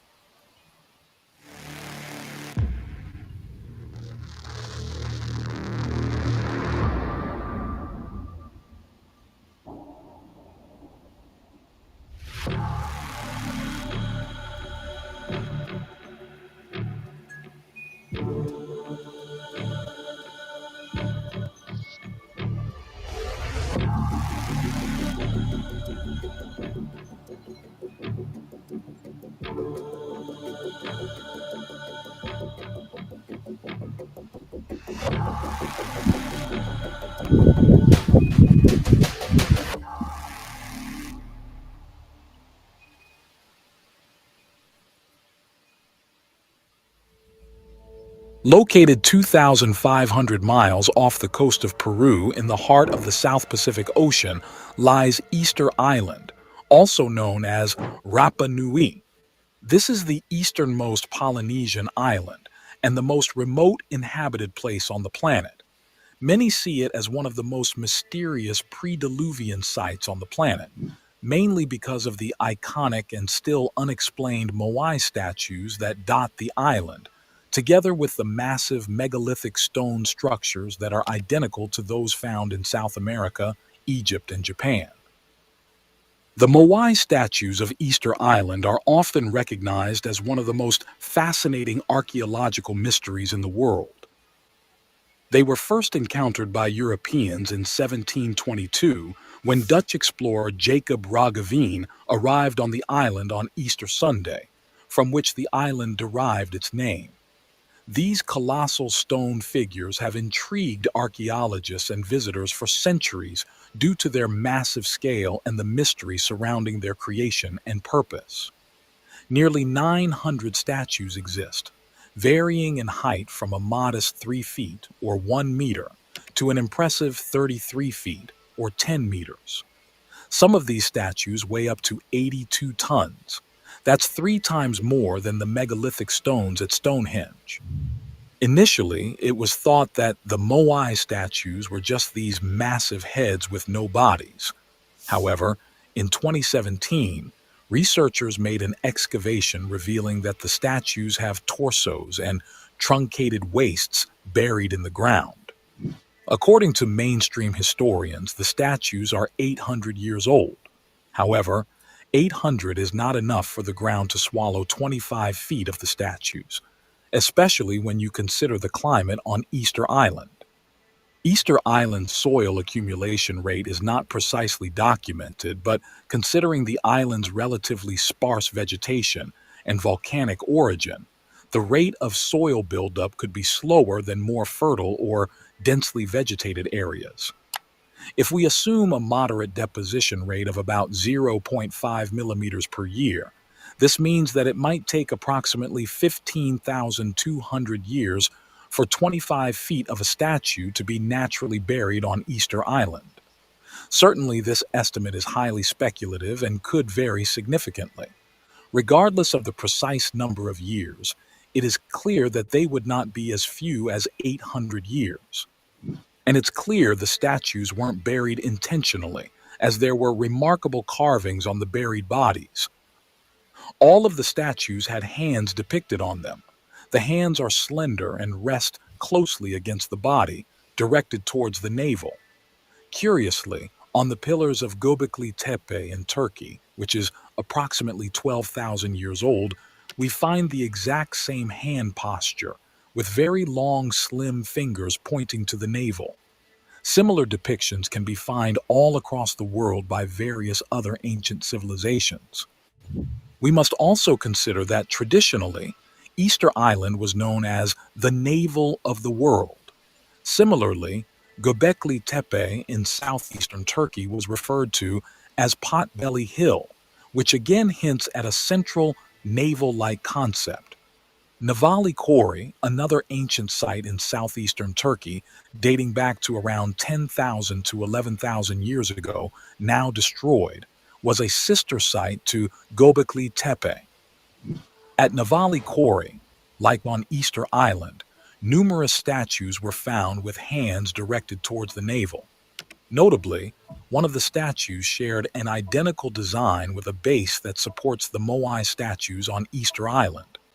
This design depicts what appears to be two human forms standing or dancing together. The most shocking similarities can be found when we examine the petroglyphs on the back of the Moai statues. Compare these carvings with those found at Göbekli Tepe. At the top of Göbekli Tepe's vulture stone, we see three handbags. On top of the Moai statues, we see a face, and next to it are also three objects. Below these, we see bird figures, and between them, we see a circle. On Göbekli Tepe, we see a Scorpio, while on the Moai statues, we see a symbol resembling a Scorpio. At the bottom right of the vulture stone, we see a headless man. On many of the Moai statues, we don't see a headless man in the bottom right corner. Instead, we see the decapitated head that is missing from the body of Göbekli Tepe. Are all of these correlations just coincidence? And if they aren't, how is this possible, considering Easter Island and Göbekli Tepe are situated on opposite sides of the globe? The approximate distance between these two locations is around 8,600 miles, or about 14,000 kilometers. Moreover, Göbekli Tepe is approximately 12,000 years old. Does that mean the civilization on Easter Island could also have been from this time period? And if these carvings can be found on both sites, this means that the message they were trying to convey must be very important. But what does it mean? In 2017, two scientists came forward with a remarkable answer. Chemical engineers Martin Sweatman and Dimitrios Tsikritsis began examining Göbekli Tepe's famous vulture stone and believed that the depiction was, in Sweatman's words, encoding some kind of information. And upon closer examination, they thought they knew what that information was. They proposed that the animals depicted on the pillar were in fact zodiacal representations of ancient constellations, a scorpion as Scorpio, a duck-like figure as Libra, a wolf as Lupus, and so on, each arranged around a circular shape in the center representing the sun. In this way, Sweatman and Sekritsis believe that the vulture stone provided a date stamp for some sort of event in human history, the carvings recording a time in the past when the constellations were arranged as they were on the stone. But what could this event have been? Sweatman and Sekritsis believed the vulture stone provided an answer for that too. They declared that the series of square symbols near the top of the pillar with strange lines descending from them represented the fragments of a comet falling to Earth, while the headless man in the bottom right corner symbolized the disaster and loss of life these fragments caused. As they proposed in their seminal article in Mediterranean Archaeology and Archaeometry Journal, the vulture stone was a memorial to this devastating event, probably the worst day in history since the end of the last ice age. Their most interesting and important piece of evidence that this was true was not simply their interpretation of ancient carvings, but what happened when they tried to determine when this proposed comet event had taken place. If the carvings were recording a specific date according to the alignment of the constellations, then what was this date? Using computer software, Sweatman and Sekritsis had determined 3 times in the past in which the constellations were aligned as depicted on the vulture stone: 4,350 BCE, 10,950 BCE, and 18,000 BCE. Why was this so important? Because 10,950 BCE corresponded perfectly with something called the Younger Dryas event. Younger Dryas was a cataclysmic event roughly 12,900 to 11,600 years ago in which the Earth underwent a period of global cooling, which pushed many parts of the Earth into Ice Age conditions. Geological and archaeological records show that this period was one of terrifying destruction across the globe, a time of super tsunamis and mass flooding, of severe wildfires which filled the atmosphere with enough ash to block out the sun, a period of worldwide animal extinctions. While the existence of the Younger Dryas event is well documented, scientists have always been unsure of what exactly caused it. One of the leading hypotheses, which has long existed, is that the Younger Dryas event was caused by a comet exploding in Earth's atmosphere, showering the planet with fragments, the largest of which would have crashed into the ice caps covering North America at the time, vaporizing them instantly and throwing the Earth's entire ecosystem out of whack. According to Sweatman and Sekritsis, the vulture stone at Göbekli Tepe, showing the constellations in exactly the position they would have been in when the Younger Dryas event took place, was in fact a record of the event taking place, and moreover, of it specifically being caused by a comet. As Sweatman said in an interview, "I think this research, along with the recent finding of a widespread platinum anomaly across the North American continent, virtually seal the case in favor of a Younger Dryas comet impact." Could this be true? Could Younger Dryas have definitively been caused by a comet? And could the vulture stone at Göbekli Tepe and the similar depictions on Easter Island be a record of this disaster laid down by an ancient civilization missing from our history books? Things get even stranger when we take a look at the massive stone ruins of Vinapur. These megalithic mortarless structures may actually predate the Moai statues themselves. The main wall is composed of enormous slabs, with each stone interlocking with the next. The blocks fit so well that you can't even slide a piece of paper between them. If you watched our series before, you probably noticed that this structure is not similar but identical to other megalithic stone walls across the world, such as that at Cusco, Machu Picchu, Sacsayhuaman, and Ollantaytambo, also those in Egypt, and all across the globe to Japan. Similar to those structures, the wall at Vinapur is seamlessly assembled using irregularly shaped stones with rounded edges and includes small stones filling the gaps. In fact, the Moai statues themselves have a significant similarity to these strange figures found on the cliffs of northern Peru, attributed to the Chachapoya culture. Interestingly, these are not statues but actual sarcophagi that represent the so-called cloud people. The similarity with the Moai statues is incredible. The Chachapoyas are a lost culture about which we know very little. What we know is that they predated the Inca by more than 6 centuries, living in the northern highlands of Peru. But let's get back to the stone structures. In 1774, Captain Cook and his British expedition marveled at the precision of the megalithic masonry on Easter Island. Cook even compared these meticulously fitted stone walls to the best constructions in England, expressing particular admiration for a large wall at Hangaroa. Tragically, this wall no longer exists as its stones were repurposed in the construction of a new harbor.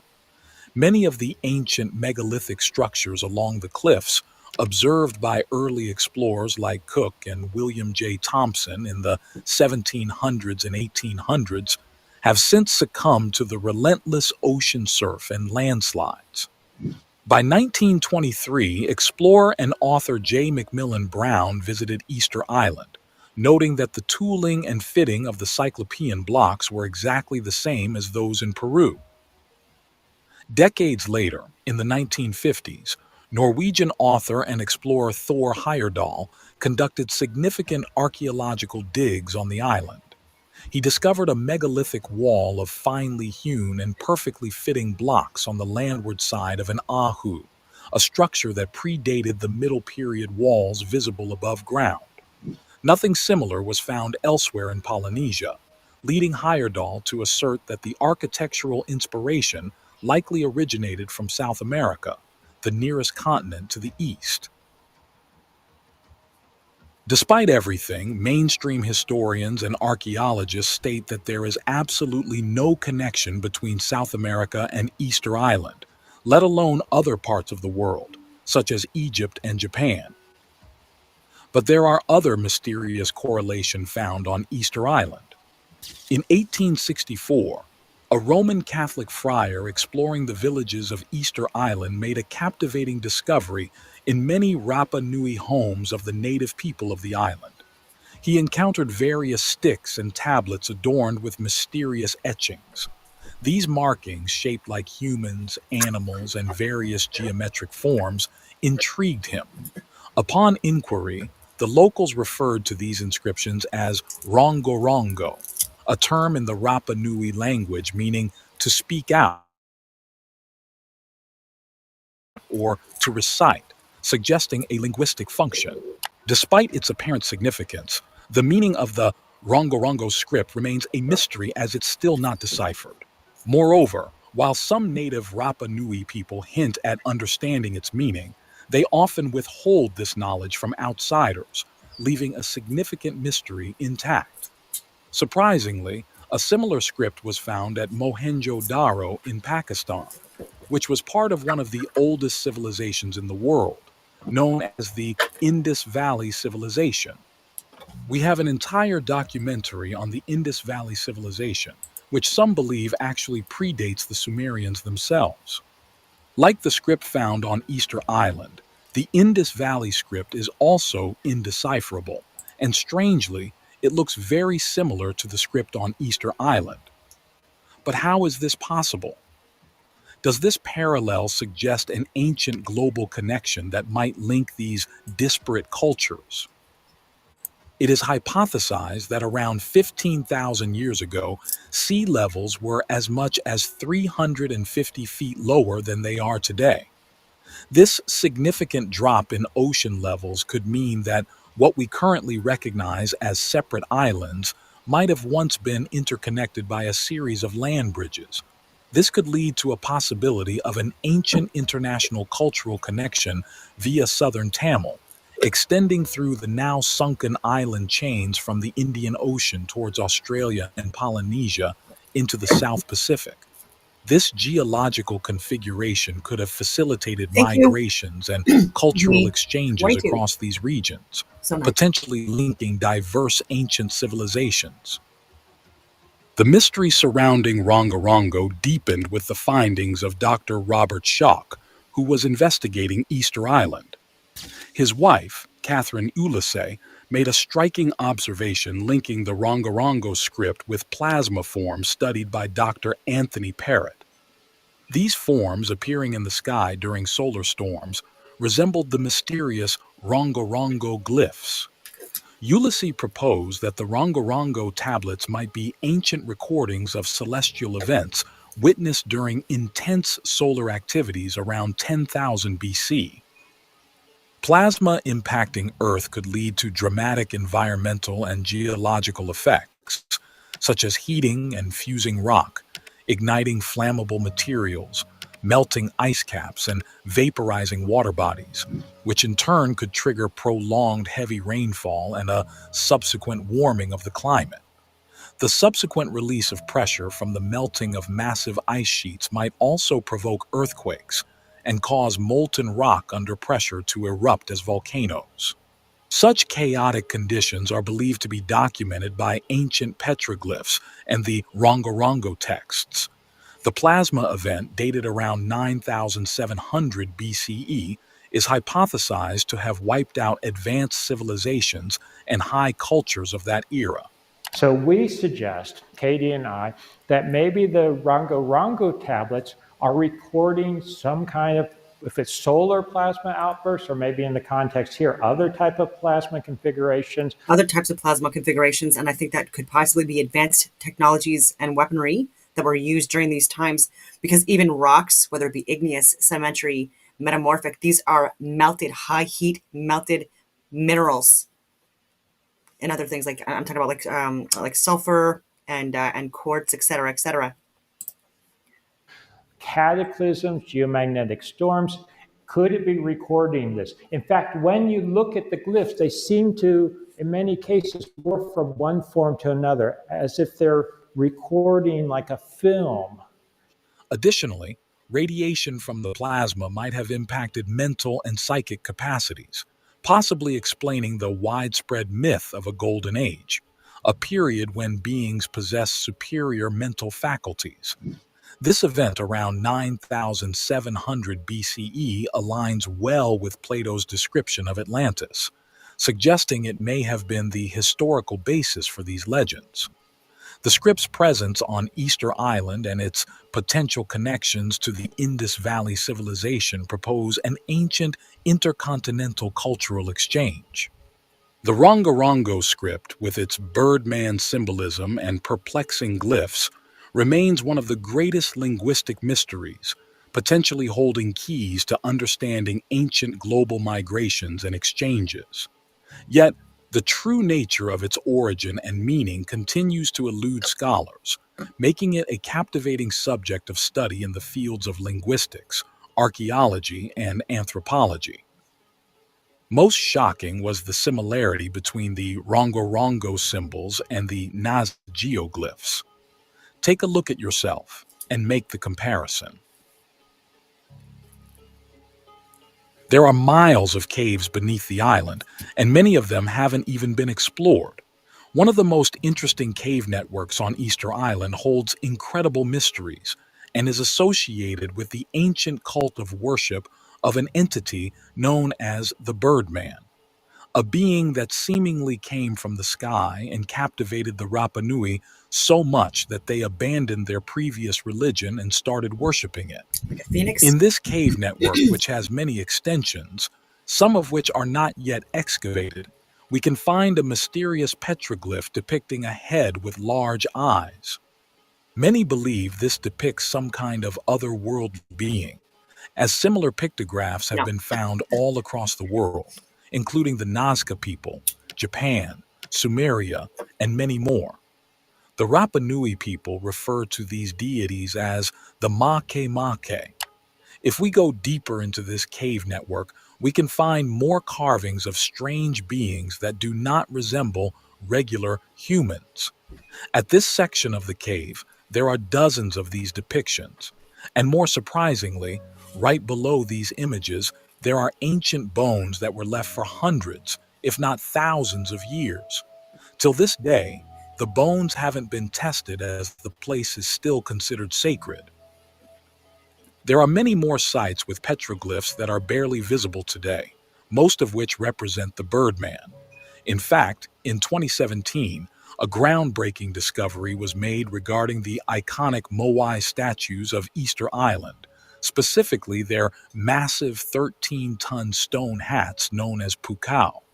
Utilizing advanced techniques in photography and 3D modeling, archaeologists found a surprising diversity of petroglyphs carved into these hats. These intricate carvings, which are barely visible today, suggest that multiple groups of people may have contributed to their creation, indicating a more complex social structure and cultural expression than previously understood. Considering these hats are separate from the Moai statues, it's quite a mystery how they managed to place them on top of the statues.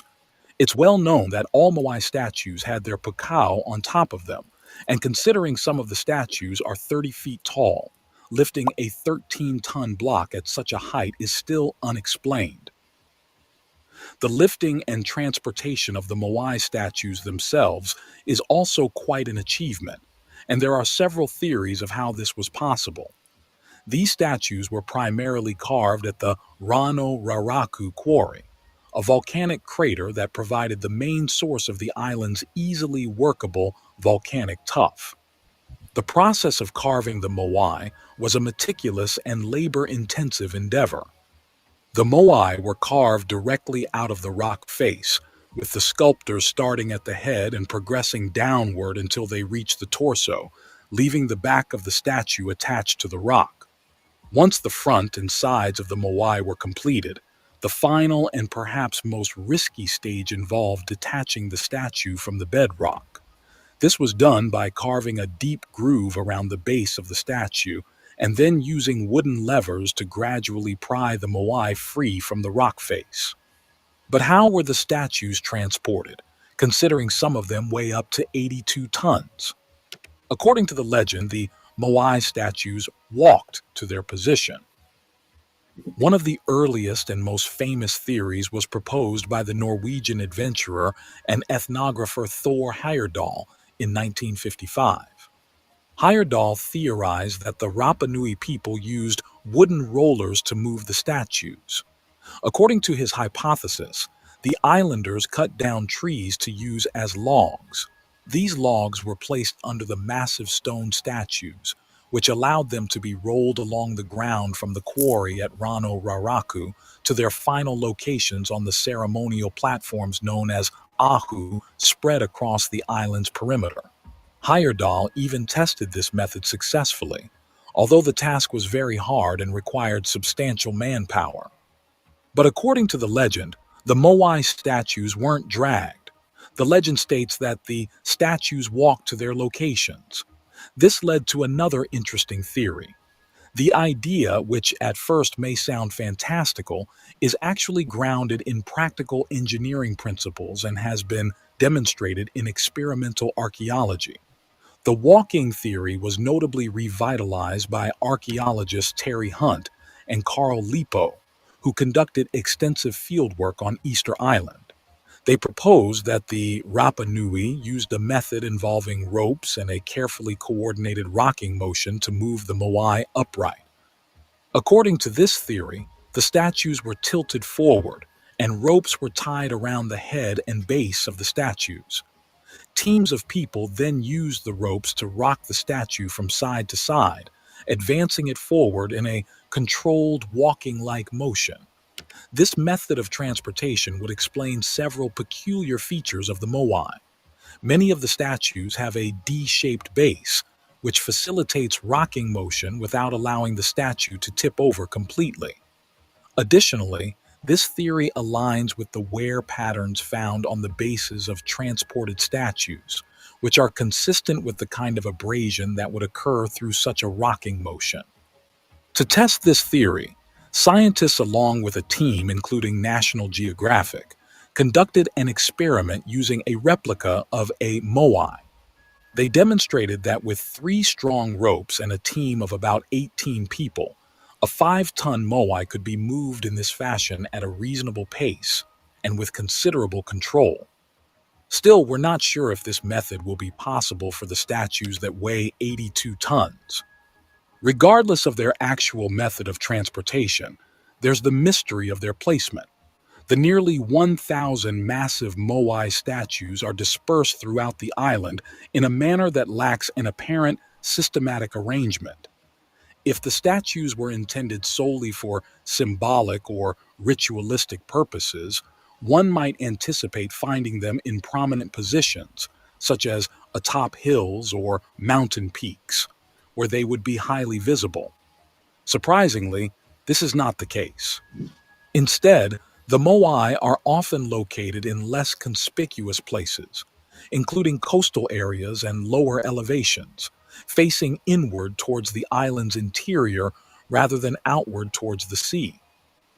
This unusual placement strategy suggests that the moai may have served purposes beyond mere visibility or aesthetics.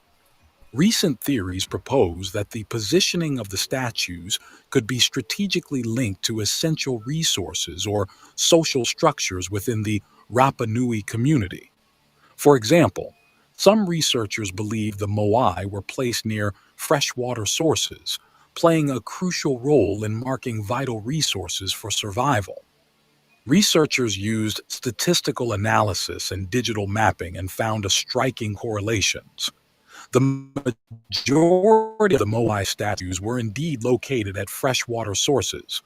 This hypothesized that the statues were positioned to mark these critical resources, serving not only as monumental art or religious symbols, but also as practical indicators of water locations vital for survival. By marking freshwater sources, the moai would have played a critical role in the social and economic life of the island, helping to manage and maintain access to this scarce resource. The blue areas are close to fresh water sources, while the yellow farther away. And what's really fascinating is that most of the ahu heads are in the blue areas near water sources. It really does seem like there's a genuine relationship. But who were these people that managed to survive and thrive on such remote and isolated place?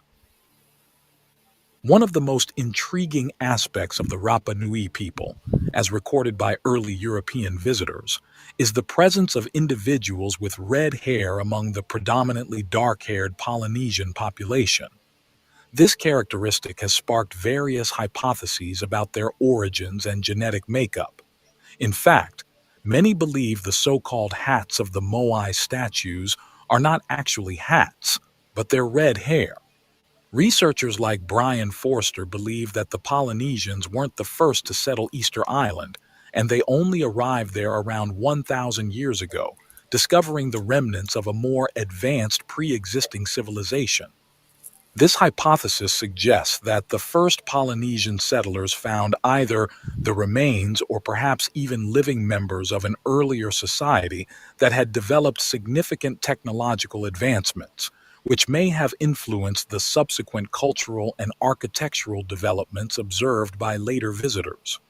When Dutch explorer Jacob Roggeveen first arrived on Easter Island in 1722, his crew documented a surprising diversity among the island's inhabitants. According to Roggeveen's logbook, the population included a wide range of physical characteristics. They noted tall and short individuals, people with black, red, and even blonde hair, as well as variations in skin color from light to dark. This diversity is particularly notable given the island's isolated location in the Pacific Ocean. Such observations have fueled speculation about the origins and composition of Easter Island's population. The presence of diverse physical traits might suggest multiple waves of migration, possibly from different parts of Polynesia or even from the Americas, although evidence for the latter is more contentious among scholars. The variety in hair color and skin tone among the inhabitants could also be attributed to genetic diversity within a relatively small gene pool, which can amplify less common traits. This blending of characteristics might indicate that Easter Island was a melting pot for different cultures and migrations over the centuries. But how sophisticated and developed was this first civilization that built the massive megalithic structures? Curiously, on the Marquesas Islands of French Polynesia, located approximately 2,300 miles northwest of Easter Island, there's a carving of the seven tikis. The tikis refer not to actual statues, but to a group of legendary figures or demigods who are important in the cosmology and folklore of the Marquesas Islands. These figures are often described as creator gods or ancestral spirits who played a crucial role in the creation myths and the spiritual life of the Marquesan people. These tikis look very similar to the Make gods depicted in the caves of Easter Island, which also have large eyes. But that's not the only connection. There's an old story on the Marquesas that an ancient powerful chief had 7 sons whom he valued greatly. As the sons reached maturity, the chief decided it was time for them to prove their worth and courage and prepare them for future leadership. To accomplish this, he tasked them with a formidable challenge. They were to embark on a voyage to a distant and sacred island. This island was not only far away, but shrouded in mystery and said to be guarded by spirits and other supernatural entities. The journey itself would be treacherous, involving rough seas and unpredictable weather, testing the sun's navigation skills, resilience, and endurance. Moreover, the chief instructed his sons to bring back a token of their journey, typically an object of spiritual significance, such as a sacred stone or feather from a rare bird, which were believed to hold powerful mana, which is spiritual energy. On Easter Island, there's an ancient tradition where young men would participate in a daring and highly competitive ritual known as the Birdman Competition, or Tangata Manu. This event was not just a test of physical prowess, but also a profound spiritual and cultural practice that connected the participants with their ancestors and the divine. The competition took place annually around the village of Orongo, a ceremonial village perched on the edge of a high volcanic crater overlooking the sea. The goal was to obtain the first egg of the season from the sooty tern, a seabird that nested on the nearby islet of Motu Nui. The contestants, or hapu, each sponsored by different clans or tribal leaders, would swim across the shark-infested waters to Motu Nui, enduring harsh conditions and risking their lives in the process. Many didn't survive the competition, drowning or getting eaten by a shark. The one who survives and successfully brings an egg would then be declared the Birdman, earning a sacred status and ruling powers for his clan for the duration of the year. This ritual, steeped in the belief of the mana, spiritual energy, carried by the egg, mirrors in some ways the quest of the Marquesan chief's sons. Both practices involve a perilous journey to a sacred place, the retrieval of an object imbued with spiritual significance, and the potential for elevated status upon successful completion of the task. But that's not the only connection. One of the most iconic and intriguing sites on Easter Island is the ceremonial platform known as Ahu Akivi. Unlike other platforms scattered on the island, this one is quite unique. On this platform, there are 7 Moai statues, and these statues are notable not only for their number but also for their orientation. Unlike all Moai statues that face inland, these 7 statues face seaward. Could these 7 figures be somehow connected to the legend of the 7 sons of a great and powerful chief from the Marquesas? And does that mean there was a connection between these islands? But how far does the connection of Easter Island to other sites around the world actually goes? The ancient equator theory proposes a fascinating concept that some of the world's greatest cities and man-made wonders, spanning continents and cultures, align along a straight line around the globe, forming Not an a globe. ancient great circle. One of the most striking alignments is the Great Pyramid of Giza, which aligns with Machu Picchu, the Nazca Lines, and Easter Island along a straight line around the Earth's center, with an astonishing margin of error of less than 1/10 of 1 degree of latitude. But the alignment doesn't stop there. Other ancient sites of significance, including Persepolis, Mohenjo-Daro, Petra, the Sumerian city of Ur, and the temples at Angkor Wat, fall within 1 degree of latitude of this line, adding to the mystery and wonder of this global phenomenon. Furthermore, this line passes through areas of the world that are still largely unexplored or unexcavated, such as the Sahara Desert, the Brazilian rainforest, the highlands of New Guinea, and underwater regions of the North Atlantic Ocean, the South Pacific Ocean, and the South China Sea, hinting at even more hidden wonders waiting to be discovered. The alignment of these sites is easily observable on a globe of the Earth with a horizon ring, where lining up any two of these sites on the horizon ring will place all of the sites It lines up on the Gleason model, the flat Earth model. right on the horizon ring. The breathtaking connection among ancient sites worldwide tells an incredible story often overlooked by millions. Although history books don't mention these alignments, could the placements of these sites be mere coincidence? Or did ancient civilizations, such as the Egyptians, Maya, Olmec, and Inca, received guidance from more intelligent and more ancient global civilization? There are many more enigmas on Easter Island, like the presence of magnetic stones scattered across the island's landscape. These magnetic stones, also known as Mahana stones or natives' compasses, are natural rock formations that possess magnetic properties, making them unique geological phenomena. One theory suggests that the Rapa Nui people utilized the magnetic stones for navigation and orientation purposes. One of the most well-known magnetic sites is a large oval rock called Tapito Kura. This rock has a high ethnographic value and was first described by William J. Thompson on an expedition in 1886. He noted that the local inhabitants considered it very significant. Older stories indicated that the rock had come from far off of the island and was brought by the first settlers. Because of its high iron content, this stone warms up more than others and causes the compass to behave strangely. Many visitors put their hands on it to capture their energy, or also, according to the belief of some, increase female fertility. Easter Island remains one of the most enigmatic prehistoric sites on Earth. As researchers continue to unravel the secrets of Easter Island, one thing remains certain. The island's ancient past holds untold treasures and revelations that have the power to reshape our understanding of human history and civilization.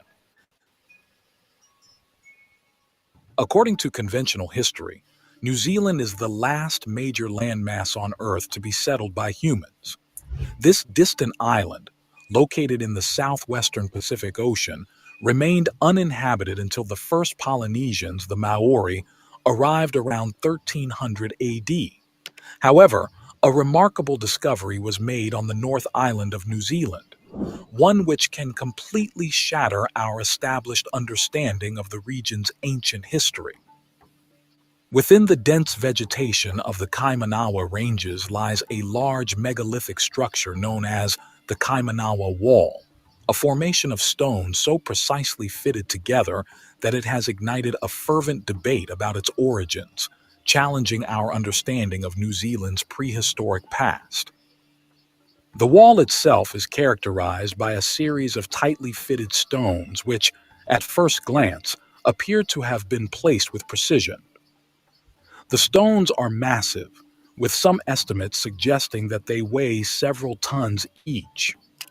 It was determined that the stones were 330,000 years old and were made of ignimbrite, a volcanic stone made of compressed sand and ash. The nearest outcrop of such stone is 3 miles away or 5 kilometers. This aspect alone has fueled speculation about the level of sophistication required to assemble such a structure, should it have been the work of human hands. Upon closer examination, the arrangement of the stones reveals an almost geometric precision. The stones align in a manner that suggests an intentional pattern, with straight lines and angles that are uncommon in natural rock formations. This peculiar arrangement has led some to propose that the wall could be the remnants of a large megalithic structure, most of which is still unexcavated. In 1996, an investigation into the wall was conducted by archaeologist Barry Brailsford. Brailsford noted that the site was facing precisely due north, which is a pretty remarkable feature that is hardly a coincidence. There's plenty of strange things about this wall, and one of them is the way it's facing. If you stand with your back to it, you're facing exactly due north. Now, it may be totally insignificant, but there's 360 other points on the compass where it could have been facing. It's worth noting that many ancient megalithic sites are aligned with the true north, such as the pyramids of Giza, Stonehenge, Chichen Itza, and many others. Brailsford came to the conclusion that the stone blocks of the site were not natural, and they were precisely cut and stacked. The sensational discoveries of Brailsford led to the publication of an article in the New Zealand Listener called Megalith Mystery. Are giant stones in the Kaimanawa Forest Park evidence of an ancient New Zealand culture? In the article, Brailsford made the following statement. There was no doubt that the stones had been cut. The 4 visible stones in the front wall were a uniform 1.6 meters tall and 1 meter wide. In one place, one could insert his arm into a root-ridden cavity and feel the back face and the front face of the next tier. The faces were uncannily smooth, with no saw or adze marks. The interstices where the blocks joined were knife blade thin. Further up the hill, the tops of other stones protruded, suggesting a more extensive structure was buried in the hill. The Waidaha are a people often mentioned in discussions about the early human history of New Zealand, but their exact historical context is somewhat controversial and not widely recognized in mainstream academic circles. According to some accounts, particularly those found in certain non-academic sources, the Waidaha were the first wave of settlers in New Zealand. Barry Brailsford is also one of those historians who believe the Waidaha settled New Zealand long before the Maori, so he initially attributed the structure to them. He even talked to some of the Waidaha elders, asking them about the origin of the structure. He was stunned by what they told him. It's pre-Maori and it's even pre-Waitaha. See, the people who were here before the Maori people as we know them today, the people of Waitaha, the nation of Waitaha. And I brought the elders here. We came at 4 o'clock in the morning and they came from different parts of the island. The Waitaha elders? Yes. They came here in the early morning and they came to this wall and they said, we know these people, but they are way before us. Curiously, the Maori also stated that this construction was not their doing, as they had never built any megalithic structures. The blocks run for 82 feet or 25 meters in a straight line from east to west. How can you be so sure that this is man-made? I mean, the idea that the wall is facing north, the blocks are very uniform. Because the wall is starting to collapse to the west, the blocks are pulling apart from each other. There's spaces in the blocks we can get down and behind them. We can see other blocks that are also uniformly cut and squared behind the blocks that we can see. We can see about 9 blocks. See, a geologist I talked to today said, oh yeah, but there are things like the Giant's Causeway in Ireland, which are natural phenomena. That's big square blocks. It's possible. Okay, right. Now, that is actually basalt. That's basalt crystals, and as that kind of volcanic core cools, it crystallizes into these 6, 8-sided crystals. In fact, there's a giant city built in Micronesia, 11 square miles, called Nan Madol. It's built out of... Researcher and writer Brian Forster, who has visited all of the ancient megalithic sites around the world, was also fascinated by the Kaimanawa Wall, and upon visiting it, He noted that the structure is the only stone outcrop in the entire area and within a 20-mile radius of the site. He didn't discover any other stones. He also noted that the strangely flat stone blocks were fitted in a way very similar to those he examined in Cusco. What is interesting is it's the only stone outcrop in this entire area. We drove like 20, 30 kilometers into this ancient rainforest, and it's the only stone at all. It's has strangely flat surfaces and looks like some of the megalithic work that we find in the area of Cusco in Peru. Cutting massive stone blocks and fitting them together without mortar is an advanced ancient construction technique that is seen not only in Peru, but in other parts of the world, such as Egypt. This indestructible form of polygonal masonry was convergently developed by cultures with no communication, of which none possessed sufficient tools to quarry, transport, carve, or place these stones. Many believe these cultures actually inherited these sites and that their true builders were part of a global and technologically advanced ancient civilization that perished at some point in time, possibly due to some sort of cataclysm. Going back to the Kaimanawa wall, it was also noted that there is a consistent bevel on the upper stones, going all the way to the other side of the structure, and the beveled edges on the rocks are identical. Close examination reveals behind the first lot of blocks are more layers, separated by a perfect gap. The surface of each block is smooth, as if it's been cut. There are other mysteries too. In other ancient civilizations, they had a stone which you paid respects to when you came into the site. And everyone apparently has this. And, conveniently, here it is. One of the most indicative discoveries suggesting the structure was man-made was that some of the lower blocks featured precisely cut recesses, allowing them to slide underneath the blocks above, effectively interlocking both sets of blocks. The lower block was probably dislocated after the catastrophic eruption and earthquake of 186 AD, which most likely caused it to shift. Yesterday, our archaeologists dug down about half a metre below this face here, and this face was still going down, and we used a steel probe underneath, and we were striking rock underneath that. So that gives an indication that at least there's something further down again. And the rocks themselves bend in a sort of a semicircle around, and it may be the shape of some sort of structure. At the bottom of one part of the structure, there were perfectly smooth rock surfaces with square edges. And we were standing on a piece of rock face which was so smooth we couldn't believe our eyes. It was just like it was poured concrete. I think that speaks for itself. Square edged, everything. Curiously, the same thing was discovered in another section of the site. In one area, the discovery of another floor surface revealed an intriguing characteristic. Upon tapping, the floor emitted a hollow sound, suggesting it might not be a floor at all. Instead, this could indicate the presence of a roof concealing an underlying chamber. If you, just for the sake of the camera, just get your spade and run the spade across the top of that. Now, that just sounds like you would be running a spade down a concrete slab. And that to me is bloody like concrete. It's just amazing. In fact, in many areas around the site, probes were able to hit solid rock beneath the earth. Well, we were probing through an area here.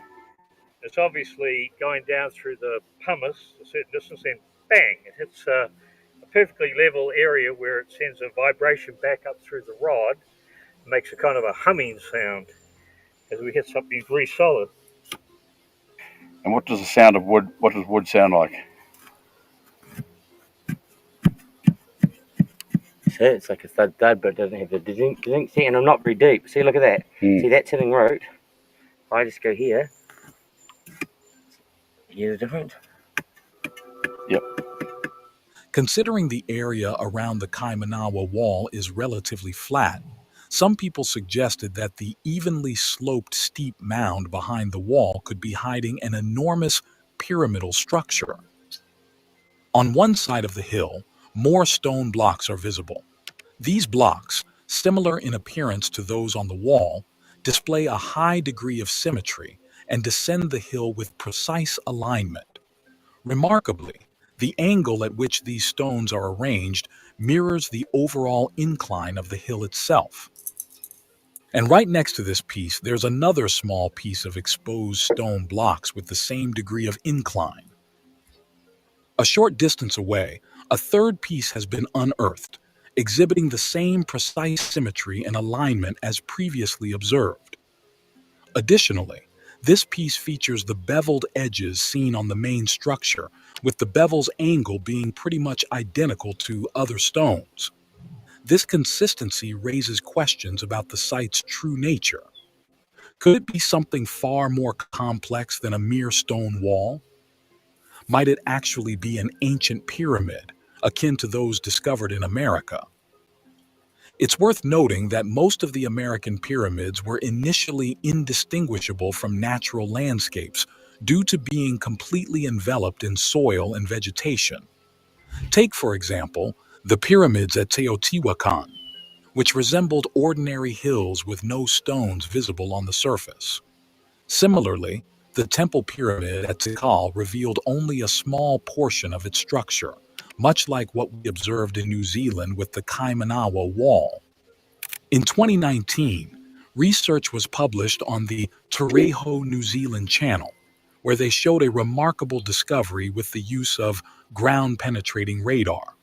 As they show in this picture, 2 or 3 meters below the white tape, which is almost 10 feet, the ground-penetrating radar showed an identical pattern as the pattern corresponding to the wall on the surface. This means that below the ground, the structure continued in the same exact pattern of construction with more massive ignimbrite blocks stacked together. Additionally, the video showed some very intriguing rock incisions on the surface of a hard rhyolite rock. All of this information, taken together, suggests that the structure was something much more sophisticated than a mere wall. But what? It's interesting to note that volcanic rocks, especially those high in silica content, are typically found in areas with geological faults and are associated with strong magnetic fields. The presence of water flowing across such stones can generate electric currents, leveraging the silica's properties, similar to its use in computing for information storage and conduction. The site's location on a fault line, known for strong magnetic and telluric energies, led many to theorize that the structure could have served as some sort of energy container, harnessing the Earth's natural forces. But if all of this is true, why hasn't the site been properly excavated? Despite all findings, the government of New Zealand refused the notion that the structure is the work of an advanced ancient civilization that settled in New Zealand long before the Maori. In fact, the government actually forbade any archaeological excavations on the site, as you can see on the sign placed before the structure. The official stance of the authorities is that the site is nothing more than a natural formation, a byproduct of volcanic activity that occurred long ago. But how could they be so sure without conducting a proper excavation? Moreover, why would they forbid others from doing any archaeological work on the site? Actually, they have a very good reason for doing so. They refuse the notion that the site is built by an advanced civilization simply because that is the politically correct thing to do. New Zealand, like many countries, grapples with the challenges of reconciling its colonial past with the rights, traditions, and histories of its indigenous people, in this case, the Maori.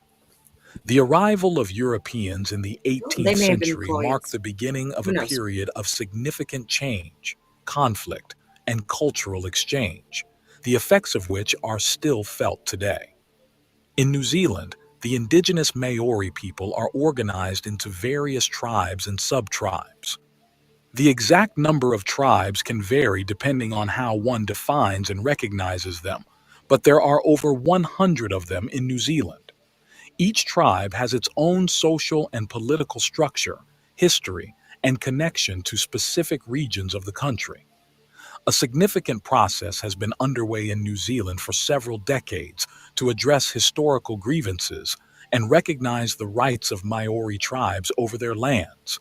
This process is facilitated through the Waitangi Tribunal, which was established in 1975 to investigate and make recommendations on claims brought by Maori relating to actions or omissions by the Crown that breach the promises made in the Treaty of Waitangi, signed in 1840. Many tribes have engaged in this process and have had settlements reached with the New Zealand government that include formal apologies, financial compensation, and the return of certain lands to tribal control, among other forms of redress. These settlements are specific to each tribe and are based on the unique circumstances of their claims.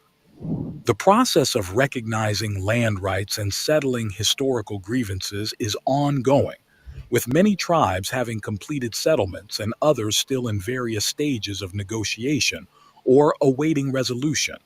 In this context, archaeological discoveries and interpretations of historical sites can become highly sensitive issues. The way history is told, the emphasis on certain narratives over others, and the recognition of cultural sites and artifacts can all have implications for national identity, cultural heritage, and even political and legal rights.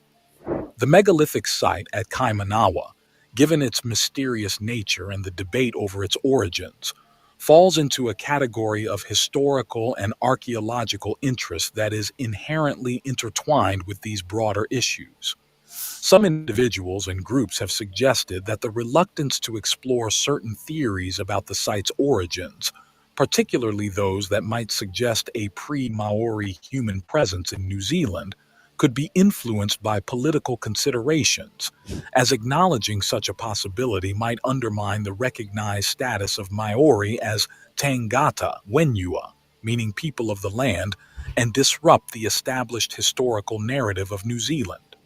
This can cause a significant political and ethnic fracture in the country, and potentially affect land claims and government compensations to the indigenous people. Despite the official dismissal of the Kaimanawa Wall as a mere natural occurrence, the arguments and observations presented by some researchers point to a more complex and possibly intentional origin, suggesting that this structure could be more than just a coincidental formation of nature. But if the New Zealand authorities can so easily dismiss such a controversial site just to keep the status quo, does that mean that there may be other discoveries in New Zealand that can prove an ancient civilization existed here? The notion that New Zealand remained uninhabited until the arrival of the Maori around 900 years ago sounds a bit off, especially when considering the extensive human presence across the Pacific. Mainstream archaeological evidence and Aboriginal mythology suggest Australia has been settled for over 40,000 years, and even remote locations like Easter Island have a rich history of human habitation. Given this backdrop, the idea that the islands of New Zealand remained undiscovered until 900 years ago seems quite peculiar. Adding to the intrigue are stories from Maori folklore, which seem to hint at a pre-existing knowledge of New Zealand. Among these tales, we can find the very reason the tribes came to New Zealand. It was the quest for greenstone, punamu, a highly valued nephrite jade found in the South Island. The lore raises compelling questions. If New Zealand was truly untouched and unknown, how did early Maori or their Polynesian ancestors come to know of the existence and location of its greenstone? This narrative suggests that knowledge of New Zealand and its resources might have existed before its widely recognized discovery and settlement, sparking curiosity and speculation about the island's history and the extent of ancient exploration. But the real question is, was there a civilization living in New Zealand in these ancient times? In 1972, a remarkable discovery atop a hill in Silverdale, New Zealand, piqued the interest of those fascinated by the country's ancient past. Here, buried under layers of humus accumulated over centuries, lay a series of mysterious stone boulders. These boulders had lain undisturbed, hidden under the earth, for potentially a couple of thousand years. What made the find particularly intriguing was the nature and placement of these boulders.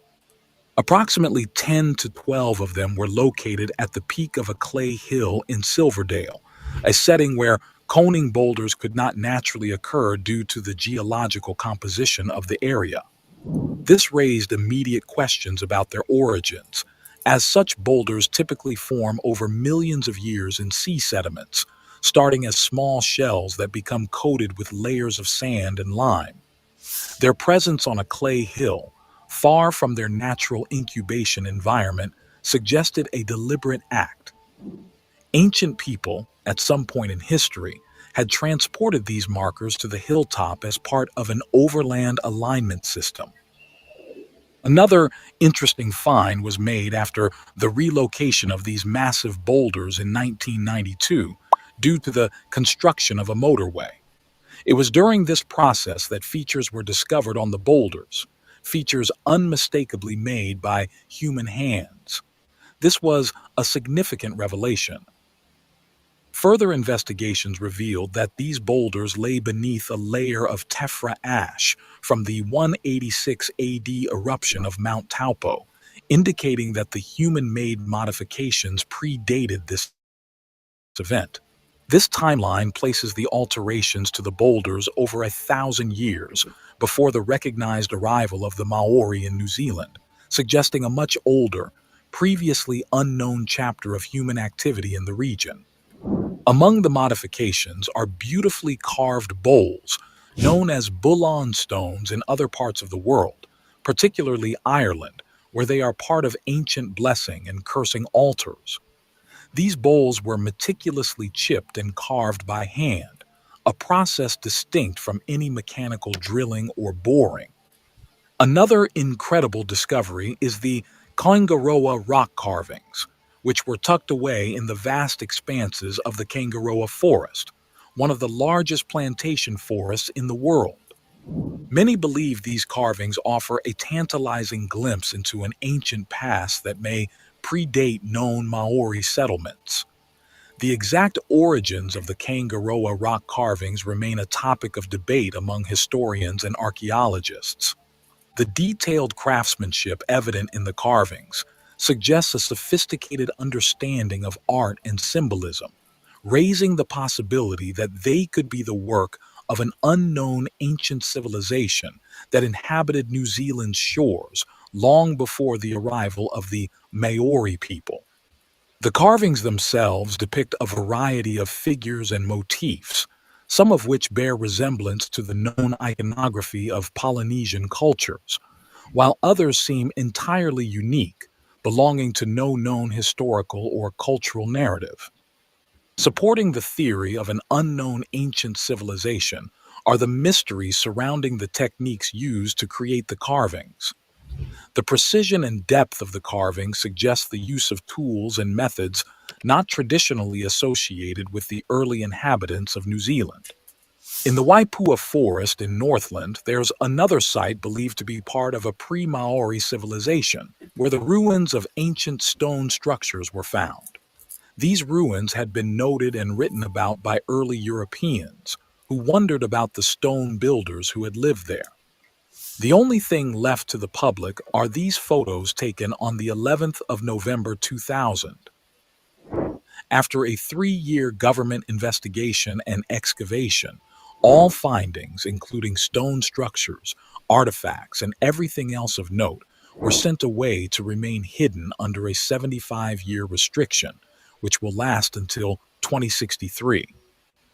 At the end of the archaeological excavations, all public access to the area was denied. Visitors wanting to see the stone artifacts were turned away, and access requests by historians and archaeologists were denied, with the reasons given being that the area had been declared tapu and that it was under a Waitangi Treaty claim. From the photos we have, we can see prominent ancient walls emerging distinctly above the layer of humus.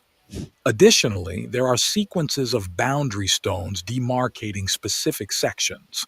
These stones encircle a central pile of stones, which likely was once a beehive house, a type of rudimentary dwelling that has since collapsed into a disorganized heap.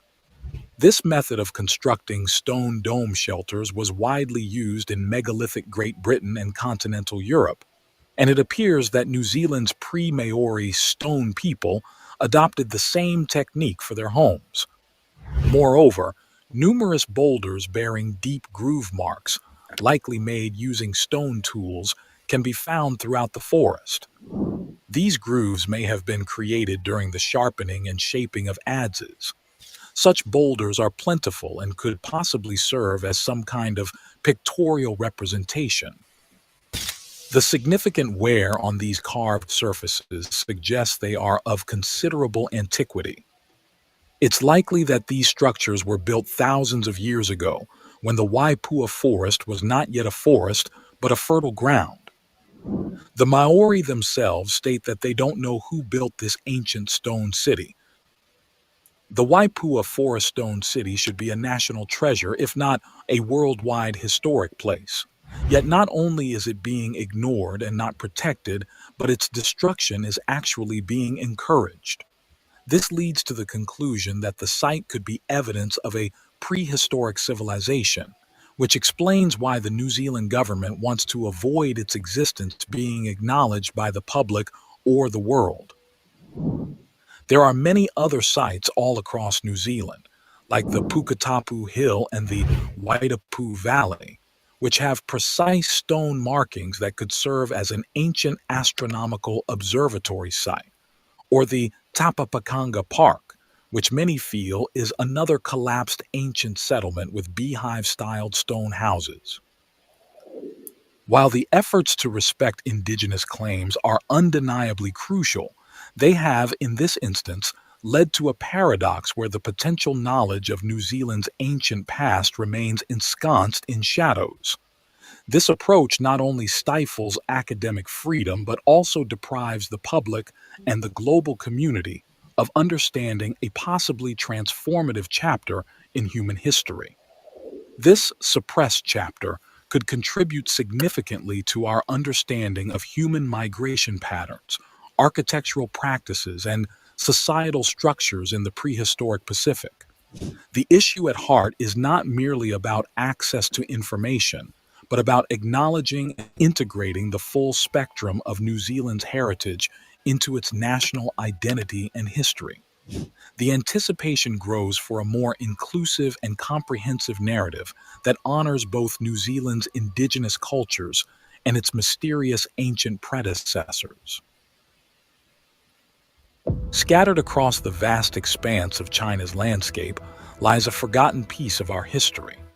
Hundreds of massive megalithic structures, all showcasing the uses of advanced technology, hint at the existence of a large and sophisticated civilization that thrived in what is now known as China, an ancient civilization that carved enormous stone blocks weighing over 1,000 tons, constructed over 200 pyramids across vast areas, extracted thousands of tons of stone to create enormous cave networks with the help of advanced technology, and much, much more.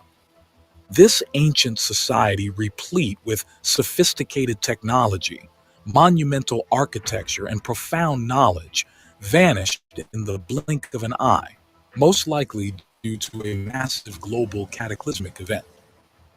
This enigmatic civilization, which predates our established historical records, challenges our understanding of human history and begs the question, what secrets lie buried beneath the ancient soil of China? Join us as we unravel the mysteries of this unknown advanced civilization, exploring the remnants of their existence and piecing together the puzzle of their sudden disappearance. The Yangshan Quarry, located in the outskirts of Nanjing, China, is a trove of archaeological anomalies that defy conventional understanding of ancient engineering. The centerpiece of this mystery is the gargantuan megalithic block estimated to weigh 16,000 tons, making it the largest known stone ever cut by human hands. To put the enormity of this block into perspective, it is over 13 times heavier than the largest known megalithic block in the world, the one at Baalbek, Lebanon, which weighs 1,200 tons. The logistics of cutting, extracting, and transporting a stone of this magnitude are staggering to consider. With our current technological capabilities, moving a 16,000-ton block would be an impossible task, no matter how many cranes and other heavy machinery we use. So the question is, what kind of technology did this ancient civilization possess to be able to transport such enormous stone blocks? And it's evident that the massive stone block at the Yangshan quarry wasn't an isolated case.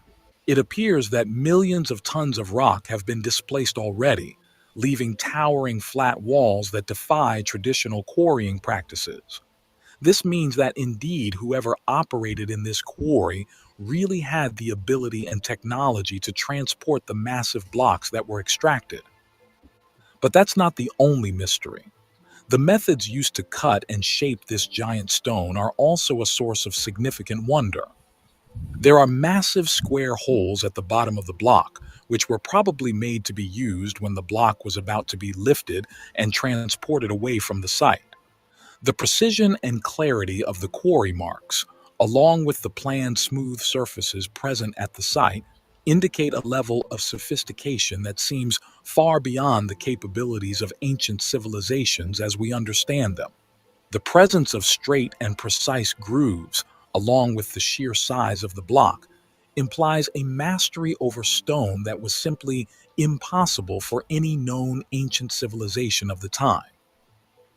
Also, the erosion and weathering present on the stone block indicate that it's extremely old, probably much older than the estimated 8,000 years.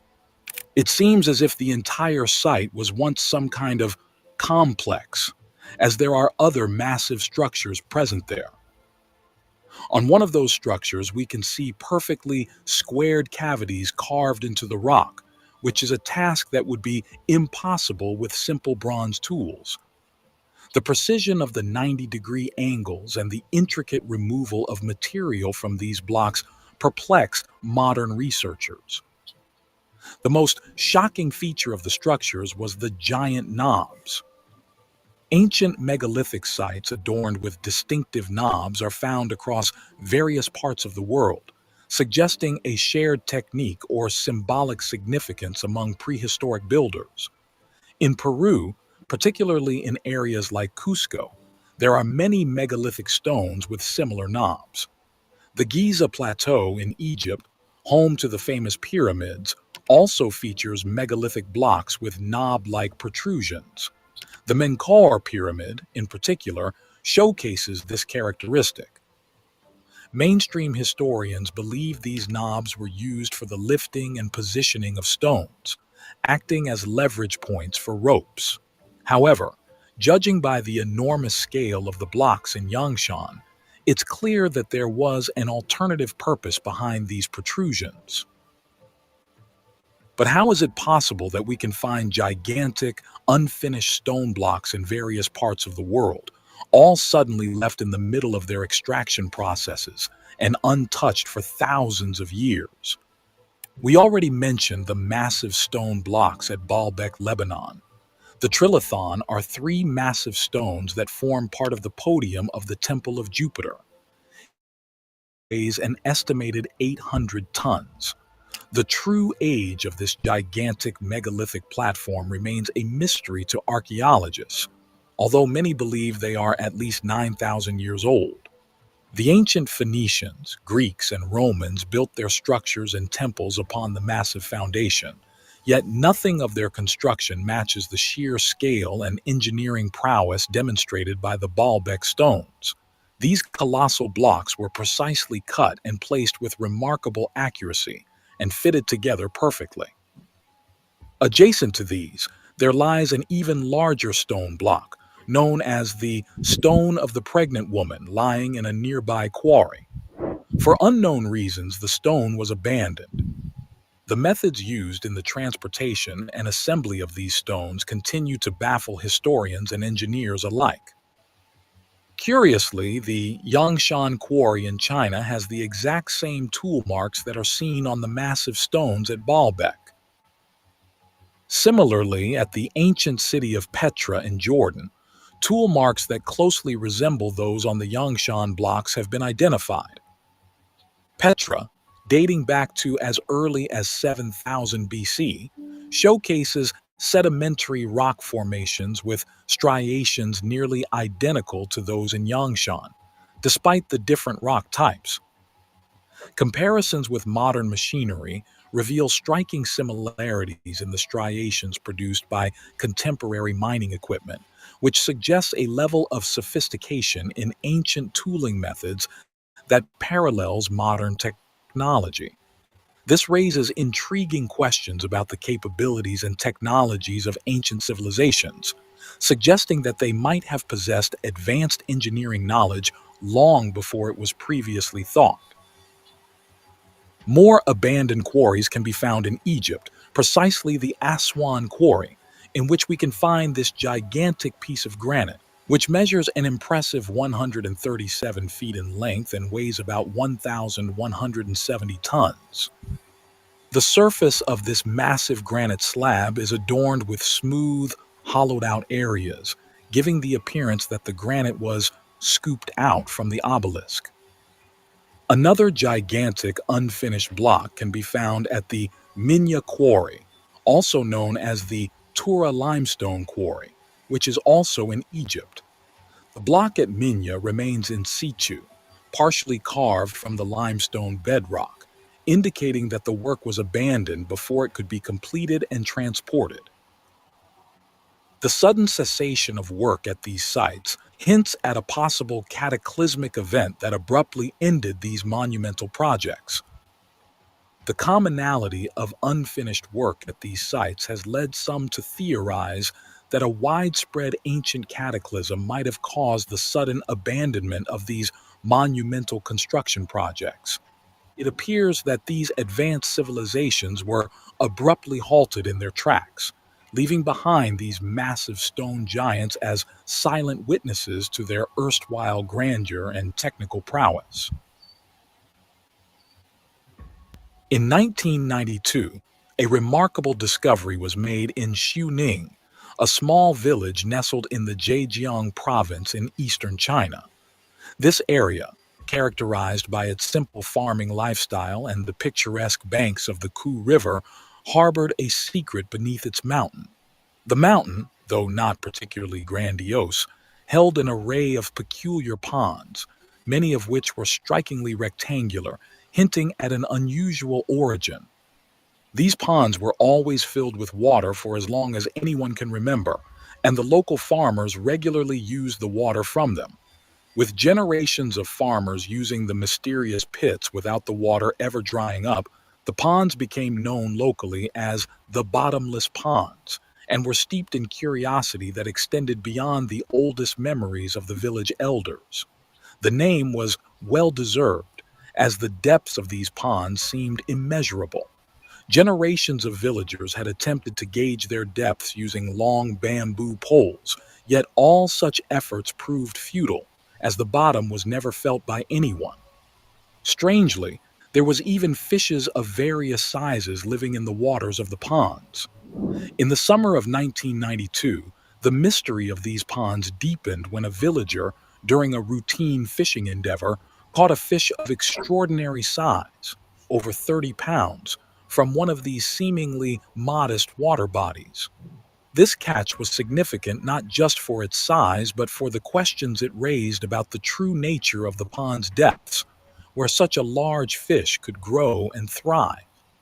The villager who made this remarkable catch was already known in the community for his curiosity and previous attempts to explore the depths of these ponds. Spurred by this discovery, He was determined to unravel the mystery of the bottomless ponds once and for all. To achieve this, he needed to do something drastic: drain the pond to reveal its secrets once and for all. Convincing 3 other villagers of the need to explore the unknown, they pooled their resources to acquire a water pump, embarking on an ambitious project that would challenge the myths of their ancestors. On June 9th, 1992, they began the formidable task of draining one of the ponds. They operated the pump continuously, working day and night in shifts, driven by a shared anticipation of the unknown. After 5 days of non-stop pumping, the water level had receded enough to reveal the first clue that this was no ordinary pond. To their astonishment, a set of stone stairs emerged from the receding waters, descending into the depths. This initial discovery was a moment of revelation and wonder. Realizing the significance of their find, the villagers decided to intensify their efforts. They acquired 4 more water pumps, dramatically increasing their capacity to remove the water. For 17 days, they continued their relentless endeavor, watching as the water level slowly dropped and the full extent of their discovery began to unfold. What they found was nothing short of monumental. As the final remnants of water drained away, they stood before the entrance to a vast, man-made cave. The pond that had long intrigued and sustained the community was, in fact, a skylight or rooftop entrance to a massive ancient subterranean complex. This discovery challenged everything the villagers knew about their surroundings and history. The Long U Caves, as they would come to be known, represented a marvel of ancient engineering and craftsmanship. In total, there were 24 caves. 14 of these caves were collapsed, but those that were intact all showcased perfectly flat floors and ceilings angled at a precise 45 degrees. Although the caves were not interconnected, they were still all aligned with their floors on equal levels. In fact, there were caves that were made one next to the other, separated by as little as 20 inches or 50 centimeters. How is such precision possible? The caves themselves were enormous, with vast chambers carved out of solid rock extending deep into the earth. The precision of the carvings, the smoothness of the walls, and the sheer scale of the excavation suggested a level of sophistication and organization that was unheard of in the annals of ancient Chinese history. The cave's design was both intricate and functional, with channels and pools that indicated a complex understanding of hydraulics and water management. Despite their ancient origins, the caves had withstood the test of time, remaining structurally sound and largely free of debris or sediment, which added to the mystery of their purpose and the identity of their creators. Another mystery is the fact that there is no evidence of smoke residue on the walls or ceilings. So, how did they illuminate the caves while they were working on them? Spanning an average of 11,000 square feet each and soaring up to heights equivalent to a 10-story building, these caves collectively cover an area akin to 3.5 city blocks. Estimates suggest that without advanced technology, carving these would have taken centuries, excluding the time needed for the intricate chiseling and decorative work that adorns the caves. Such a massive undertaking hints at imperial sponsorship, yet remarkably, these caves were not known to history. Despite China's long-standing tradition of meticulous record-keeping, not a single account of these caves' construction has been found in ancient texts. The caves also present a fascinating aspect in the form of the marks on their walls. These marks are notably identical and consistent. All of them are perfectly uniform and are all set at a 60-degree angle. This led many to believe they were made by some sort of advanced technology. Intriguingly, these marks closely mimic those produced by contemporary machinery, leading to comparisons with the patterns left by modern drilling equipment. When the marks in these ancient Chinese caves are compared to those made by our current drilling machines, the resemblance is uncanny, almost identical in nature. This raises the provocative question: did the creators of these caves possess technology akin to what we have today? Calculations suggest that the construction of the Longyu caves would have involved the removal of millions of cubic meters of rock. Given the average density of sandstone, which is around 3 tons per cubic meter, the total weight of the excavated material would be monumental, easily amounting to millions of tons. One of the things that's baffling is that there's no evidence of their construction. One of the other things that mystifies them is that there isn't any evidence of the people that built these caves. There's no villages or cemeteries or work areas. Over 1 million metric tons of stone were removed from those caverns, but when archaeologists go around the area, they can't find any of it. Such a massive quantity of rock would have left a significant mark on the landscape, creating large mounds of debris akin to the spoil heaps associated with modern mining operations. Yet, the region around the caves shows no sign of the massive piles of rock that would be expected from such extensive quarrying activity. But these 24 caves are not the only ones that possess all of these traces of advanced technology.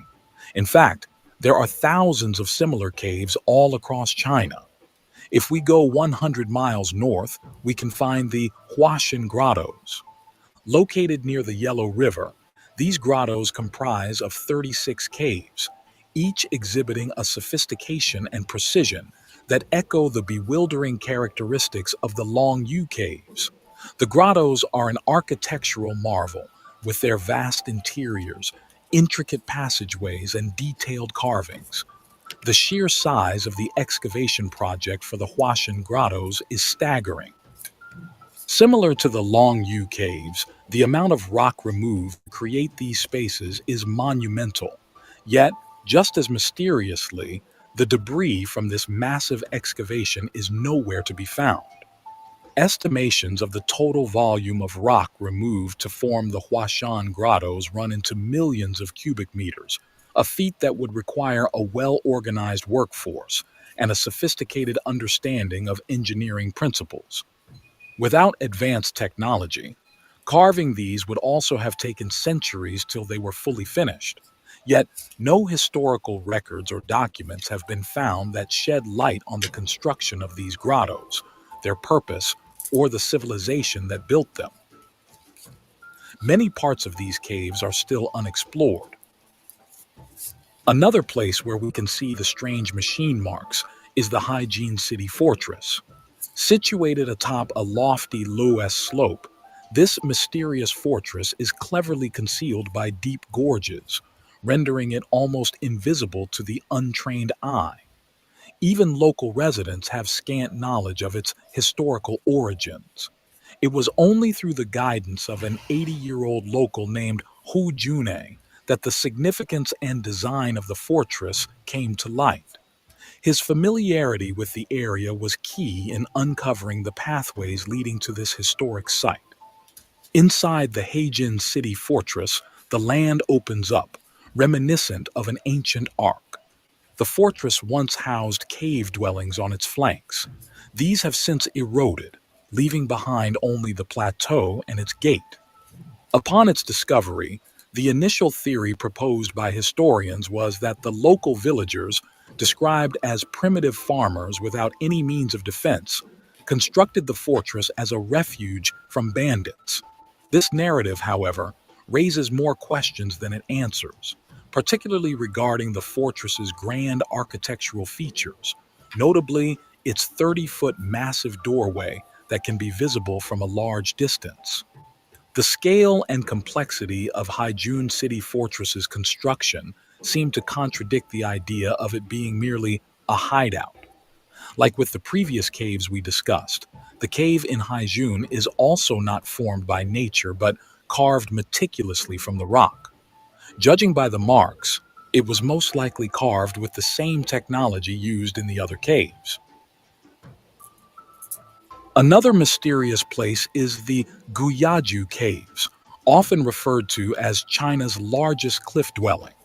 Discovered in 1984, this extensive cave complex comprises 117 caves and 350 chambers, sprawling across 25 acres or 100,000 square meters, making it a monumental testament to ancient ingenuity and craftsmanship.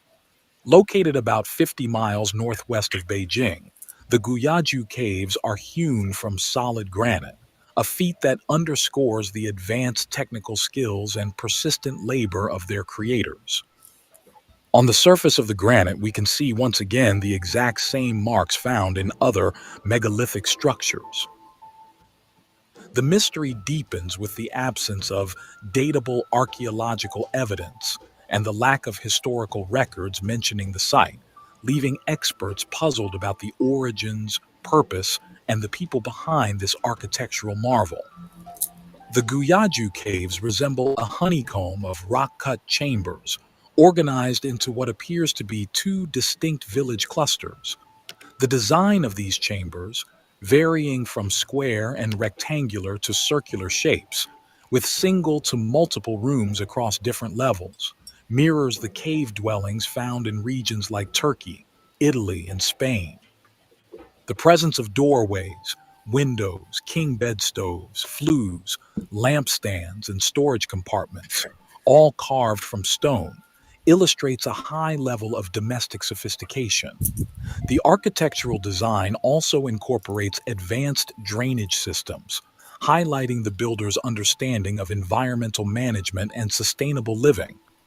The structural dimensions of the caves, with consistent wall thickness and varied chamber sizes, along with the compact layout resembling multi-story buildings, demonstrate advanced architectural and engineering capabilities. The site had stone staircases, ladders, and bridges, while the roofs had chiseled slots on them to collect rainwater.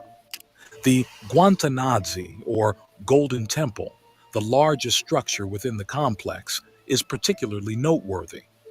Consisting of 8 chambered rooms over 2 floors, it contains finely carved stone pillars, a large central bed, and stone furniture, leading some to believe it was the residence of the community's leader or a place of worship. Despite over 3 decades of protection and study since their discovery, the origins, purpose, and ultimate fate of the Guyaju Caves inhabitants remain a mystery. Archaeological estimations date the site to between 1,000 and 2,000 years ago, but these are speculative, and many believe the site is much more ancient. Judging by all of these sophisticated structures, we can agree that there was some kind of lost civilization that The lived in ram, China thousands of head years ago. But are there any other berries. clues left by this mysterious culture? In 1986, construction workers in the city of Guanghan stumbled upon an archaeological marvel that unveiled the remnants of a long-lost civilization. The discovery of 2 sacrificial pits brimming with hundreds of artifacts, including bronze and gold masks, statues, figurines, and exquisite marble and jade items, marked a significant breakthrough in the study of ancient Chinese history. Historians have since dated these findings to between 3,000 and 5,000 years ago, situating them at the dawn of civilization, a time corresponding with the ancient Sumerian and Egyptian civilizations, who are one of the first developed cultures on Earth. This lost civilization became known as the Sangxingdui, with the name meaning the 3-star mounds at the ruins. In total, there were 13,000 artifacts unearthed, including over 1,200 bronze wares, 543 gold artifacts, and 565 jade objects. Among the highlights of the discovery is a bronze box with a tortoise-shaped lid, dragon head handles, and bronze ribbons. Other key finds include a bronze sacrificial altar, a giant bronze mask, and a bronze statue with a human head and a snake's body. The giant mask was incredible, measuring around 4.5 feet in width, or 1.5 meters, and 2.5 feet in height, or 75 centimeters.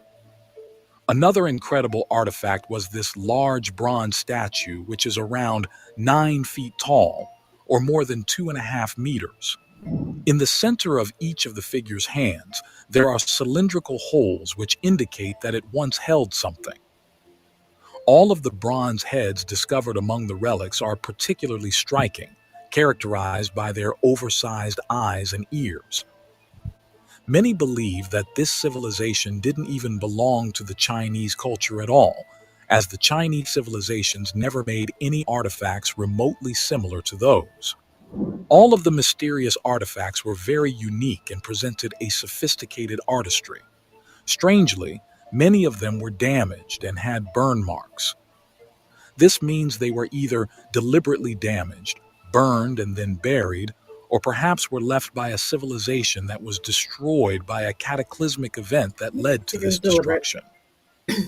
The masks and statues of this culture are distinct not only for their strange facial features, but also for the level of craftsmanship and complexity they exhibit. To create such detailed and exquisite artifacts, you had to be advanced in metallurgical skills, which is quite astonishing for a civilization that existed at least 5,000 years ago. Whoever these people were, their abrupt disappearance remains one of the greatest historical enigmas. But perhaps the greatest mystery of all are the pyramids that can be found all across China. The Chinese pyramids, concealed for centuries, remain relatively unknown globally, including within China. These ancient structures dot China's central plains and deserts, predominantly in Shanxi province. Yet the Chinese Communist government has imposed strict prohibitions on excavating and even visiting these ancient edifices. The local farmers living near the pyramids are encouraged to plant trees on the pyramids to conceal them. With over 200 pyramids discovered, their true purpose and origin remain a complete mystery, obscured not only by physical barriers, but also by governmental restrictions. The first recorded mention of these pyramids in the West dates back to 1912, when travel agent Fred Meyer Schroeder reported their existence, noting that there are massive pyramids there. However, it wasn't until the mid-20th century that these structures gained significant attention. During World War II, American pilot James Gaussman flew over the area and captured photographs of these structures. But it wasn't until the advent of satellite imagery that we were able to understand the true scale and number of these Chinese pyramids. Similar to pyramids elsewhere in the globe, the Chinese pyramids are precisely oriented, with their corners perfectly aligned to Earth's cardinal directions. In terms of astronomy, they are slightly misaligned from the Gemini constellation, aligning almost exactly during the spring equinox several millennia ago. This slight deviation of 14 degrees can be explained by the axial precession of the Earth, a phenomenon where the planet's axis slowly wobbles, completing a full cycle approximately every 25,700 years. This means that these pyramids could be tens of thousands of years old. Another incredible similarity and cosmic alignment can be found when you compare the layout of the pyramid complex of Teotihuacan in Mexico with the Giza complex in Egypt and with the Xi'an pyramid complex in China. All three sites are structured in almost the exact same way and mirror the Orion constellation. How is this possible, considering all three of them are on different continents, separated by thousands of miles? Moreover, all three pyramid complexes are aligned in a near straight line, having the same orientation. Was this just a coincidence, or is there more to the story? The remarkable presence of Chinese pyramids, particularly the colossal Great White Pyramid located in the valley of Shanxi province, is considered by many the largest pyramid in the world. It's twice the size of the Great Pyramid of Giza, with a height of around 1,000 feet or 300 meters. This means that the construction of this gigantic pyramid would require no less than 50 million tons of stone. Some have linked the extensive network of caves discussed earlier with the massive pyramids in the area. As we discussed before, the stone extracted from all of these caves was never found anywhere in the area. This situation leads to speculation that the large amount of stone taken from these caves might have been employed in building the numerous pyramids throughout China, specifically the Great White Pyramid. Additionally, the gigantic stones extracted from the Yangshan quarry could also have been used for the construction of all of these pyramids. The most famous site in China, the Terracotta Army, is also built right at the edge of a massive pyramid that is still unexcavated. Discovered in 1974 by local farmers digging a well, the Terracotta Army encompasses more than 8,000 soldiers, along with chariots, horses, officials, acrobats, strongmen, and musicians, each with unique facial features and expressions, suggesting they were modeled after real individuals. The figures are life-sized and were originally painted, although much of the paint has flaked away over the centuries. The Terracotta Army was part of a larger necropolis designed to mirror the urban plain of the capital city and served to protect the Emperor Qin Shi Huang in the afterlife. Qin Shi Huang is the first emperor of China, who founded the Qin dynasty. He was a monumental figure in Chinese history, known for his conquests that united China, the construction of the Great Wall, and the standardization of the monetary and legal systems. Entombed for over 2,000 years, the Terracotta Army form a massive underground mausoleum, the construction of which involves 700,000 workers and artisans over several decades. The site was a four-layered subterranean city, at the center of which lies one of China's greatest mysteries, the emperor's burial mound, which has not yet been excavated due to high levels of mercury. Archaeologists believe that beneath this mound lies a chamber with Qin Shi Huang's remains, surrounded by a miniature cosmic model. The tomb is thought to replicate the universe, with the ceiling representing the night sky, adorned with pearls as stars, and the ground mimicking the landscape of China, where flowing mercury symbolizes the rivers. Considering how fascinating this site is, just imagine what secrets could be found inside the pyramid adjacent to it, which is most likely thousands of years older than the Terracotta Army itself. Within the pyramid is a lake of mercury, that there are mechanical devices in there which will fire arrows at you if you go in. That there's a whole story about how intensely protected it is. And up to this day, it's not been excavated. The mystery surrounding the Chinese pyramids extends far back in history, with documented references to these structures dating back to the early 17th century. Notably, a Roman Jesuit, whose observations have been preserved in various historical accounts, penned some of the earliest Western descriptions of these remarkable constructions. However, it was Joseph de Guigne, a renowned French Orientalist and sinologist in the 18th century, who significantly contributed to the discourse with his provocative theory.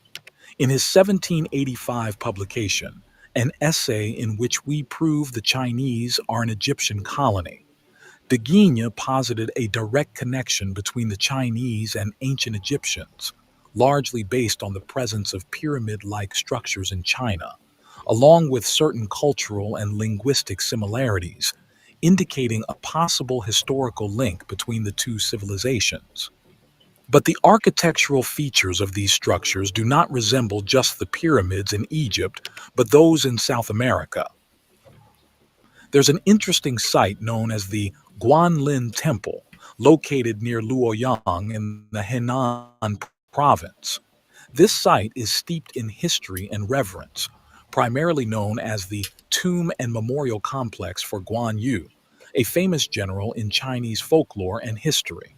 While the temple serves as a commemorative site, Its architectural features and the age of some structures within the complex suggest a much older origin, potentially predating the commonly accepted historical timelines associated with the temple. Many believe the ancient Chinese used this structure as a tomb, the same way as the ancient Egyptians used various ancient sites in Egypt, although they were not their true architects, as these sites were way too advanced for their bronze tools and knowledge. The tomb of the general, located in Jian Jilin province in China, is part of the Goguryeo tombs complex. This pyramid structure was most likely thousands of years older than the Goguryeo kingdom, which used the pyramid as a tomb, although they didn't construct it. The pyramid shape of the tomb of the general represents a unique architectural style in East Asia, distinct from the more rounded burial mounds commonly found in other parts of China and Korea. Curiously, this pyramid has a broad base that narrows towards the top, very similar to the Mesoamerican pyramids built by civilizations like the Aztecs and Mayans. The similarities are intriguing from a comparative perspective because their builders were believed to have developed independently on the opposite sides of the world. These similarities are not just superficial, they extend to the engineering techniques, the orientation and alignment with astronomical events, and the multi-tiered design that is characteristic of many pyramid structures around the world. The idea that such architectural and engineering concepts could span across continents and cultures suggests a potential exchange of knowledge or a common architectural lineage that has yet to be fully understood. Curiously, all across the world, there are ancient stories about mythical figures that visited our ancestors and gave them advanced knowledge and technology, kickstarting their civilization. In Mesopotamian mythology, the Apkallu were 7 sages sent by the god Enki to teach humanity various arts of So you've civilization. got the seven again, just like the seven significant statues on Easter Island.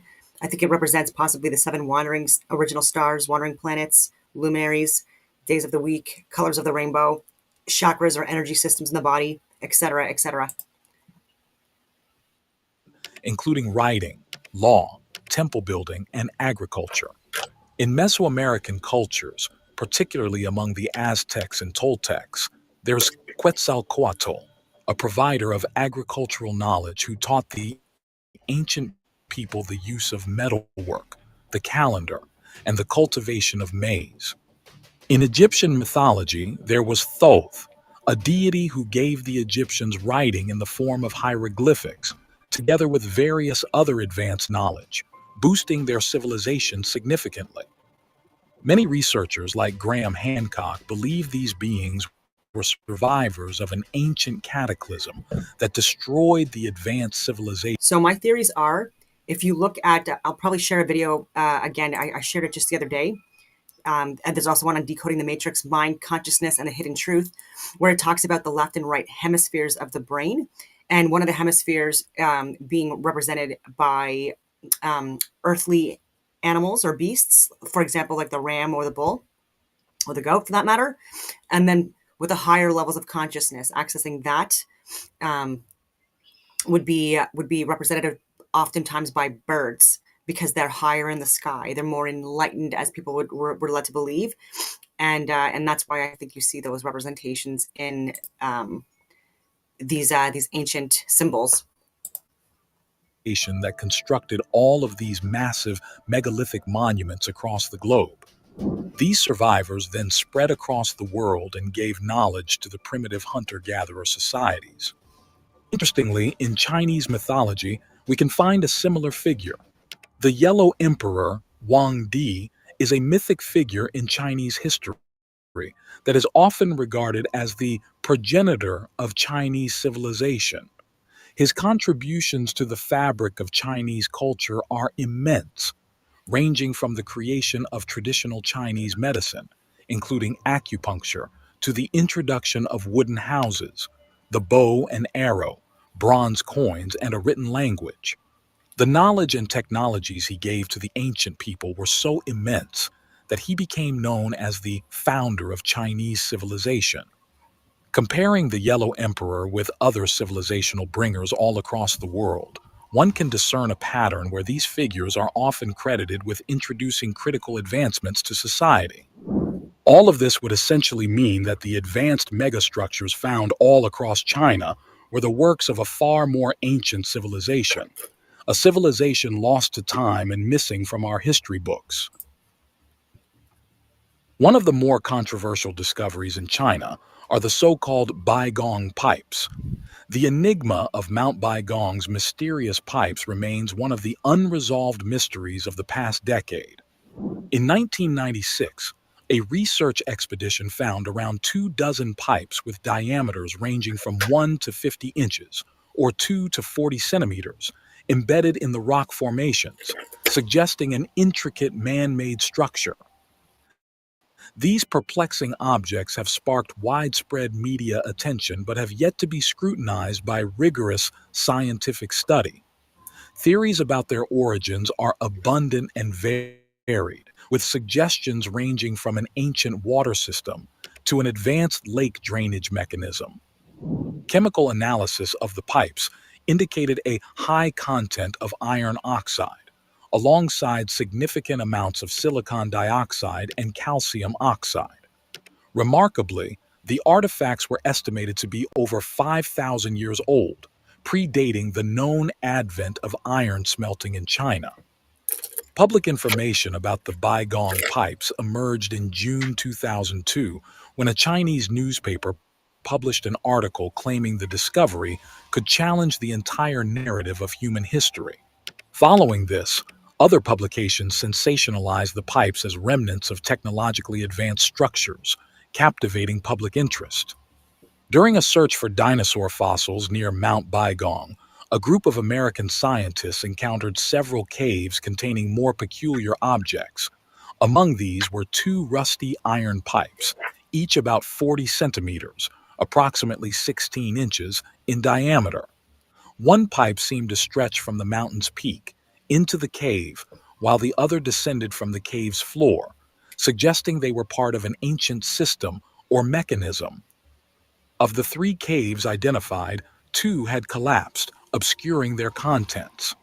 Later investigations in the area revealed additional pipes, approximately 12, with diameters ranging from 2 to 5 centimeters, roughly 1 to 2 inches, suggesting a complex and extensive network. Observers have noted that the pipes are complexly interconnected, suggesting their creators possessed highly advanced technology. These pipes were found near Lake Tosan, about 80 meters or 260 feet from Mount Baigong, with sizes ranging from a few centimeters to as thin as a few millimeters, similar to a toothpick. Some of these pipes were embedded in the lake's bottom or protruding above its surface. Despite their discovery, they have yet to attract significant scientific scrutiny and are seldom mentioned in academic circles. Among the conjectures is the idea that the pipes are part of an ancient water management system, possibly linked to a pyramid-like structure which is speculated to have stood 50 to 60 meters, or around 200 feet tall on the mountain, featuring triangular shafts and wells leading down its sides. This hypothetical pyramid is thought to have channeled water from Lake Tosan through the complex network of pipes. Serious discussion about the origins of the Baigong pipes necessitates a detailed chemical examination. One of the few to conduct such an analysis is Chinese scientist Liu Shaolin, who found that the pipes mainly consist of iron oxides, calcium, and silicon, with about 8% of the materials unidentified. Liu's research suggests that the pipes might be calcite formations or pseudomorphs, where minerals replace organic matter like wood roots over time, akin to the fossilization process. This theory is supported by atomic spectroscopy studies in 2003, which detected organic compounds and growth rings, indicating the pipes are natural formations, not artifacts of advanced technology. Despite these findings, the mystery deepened when, in 2007, The Chinese Seismological Bureau reported significant radioactivity in some pipes, adding another layer of intrigue. If the pipes are really natural formations, why would they have radioactive properties? The complete story of the Baigong pipes remains partially told, with their precise nature and origin still awaiting further exploration and scientific inquiry.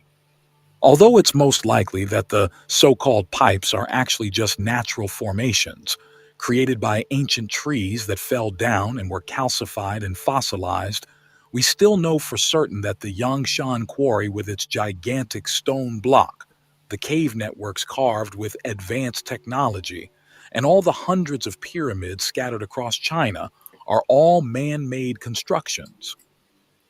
All of these megastructures alone are enough for us to conclude that there really was an advanced ancient civilization that resided in what is now China.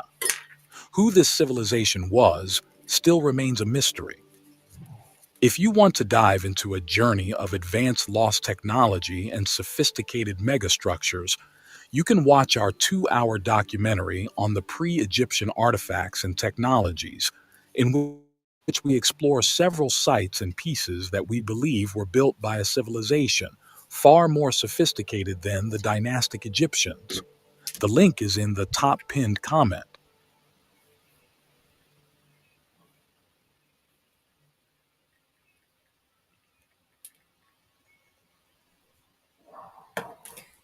All right. That was so good. I hope that everyone enjoyed it. On that note, I will leave it at that, and I hope that everyone has a wonderful rest of your day.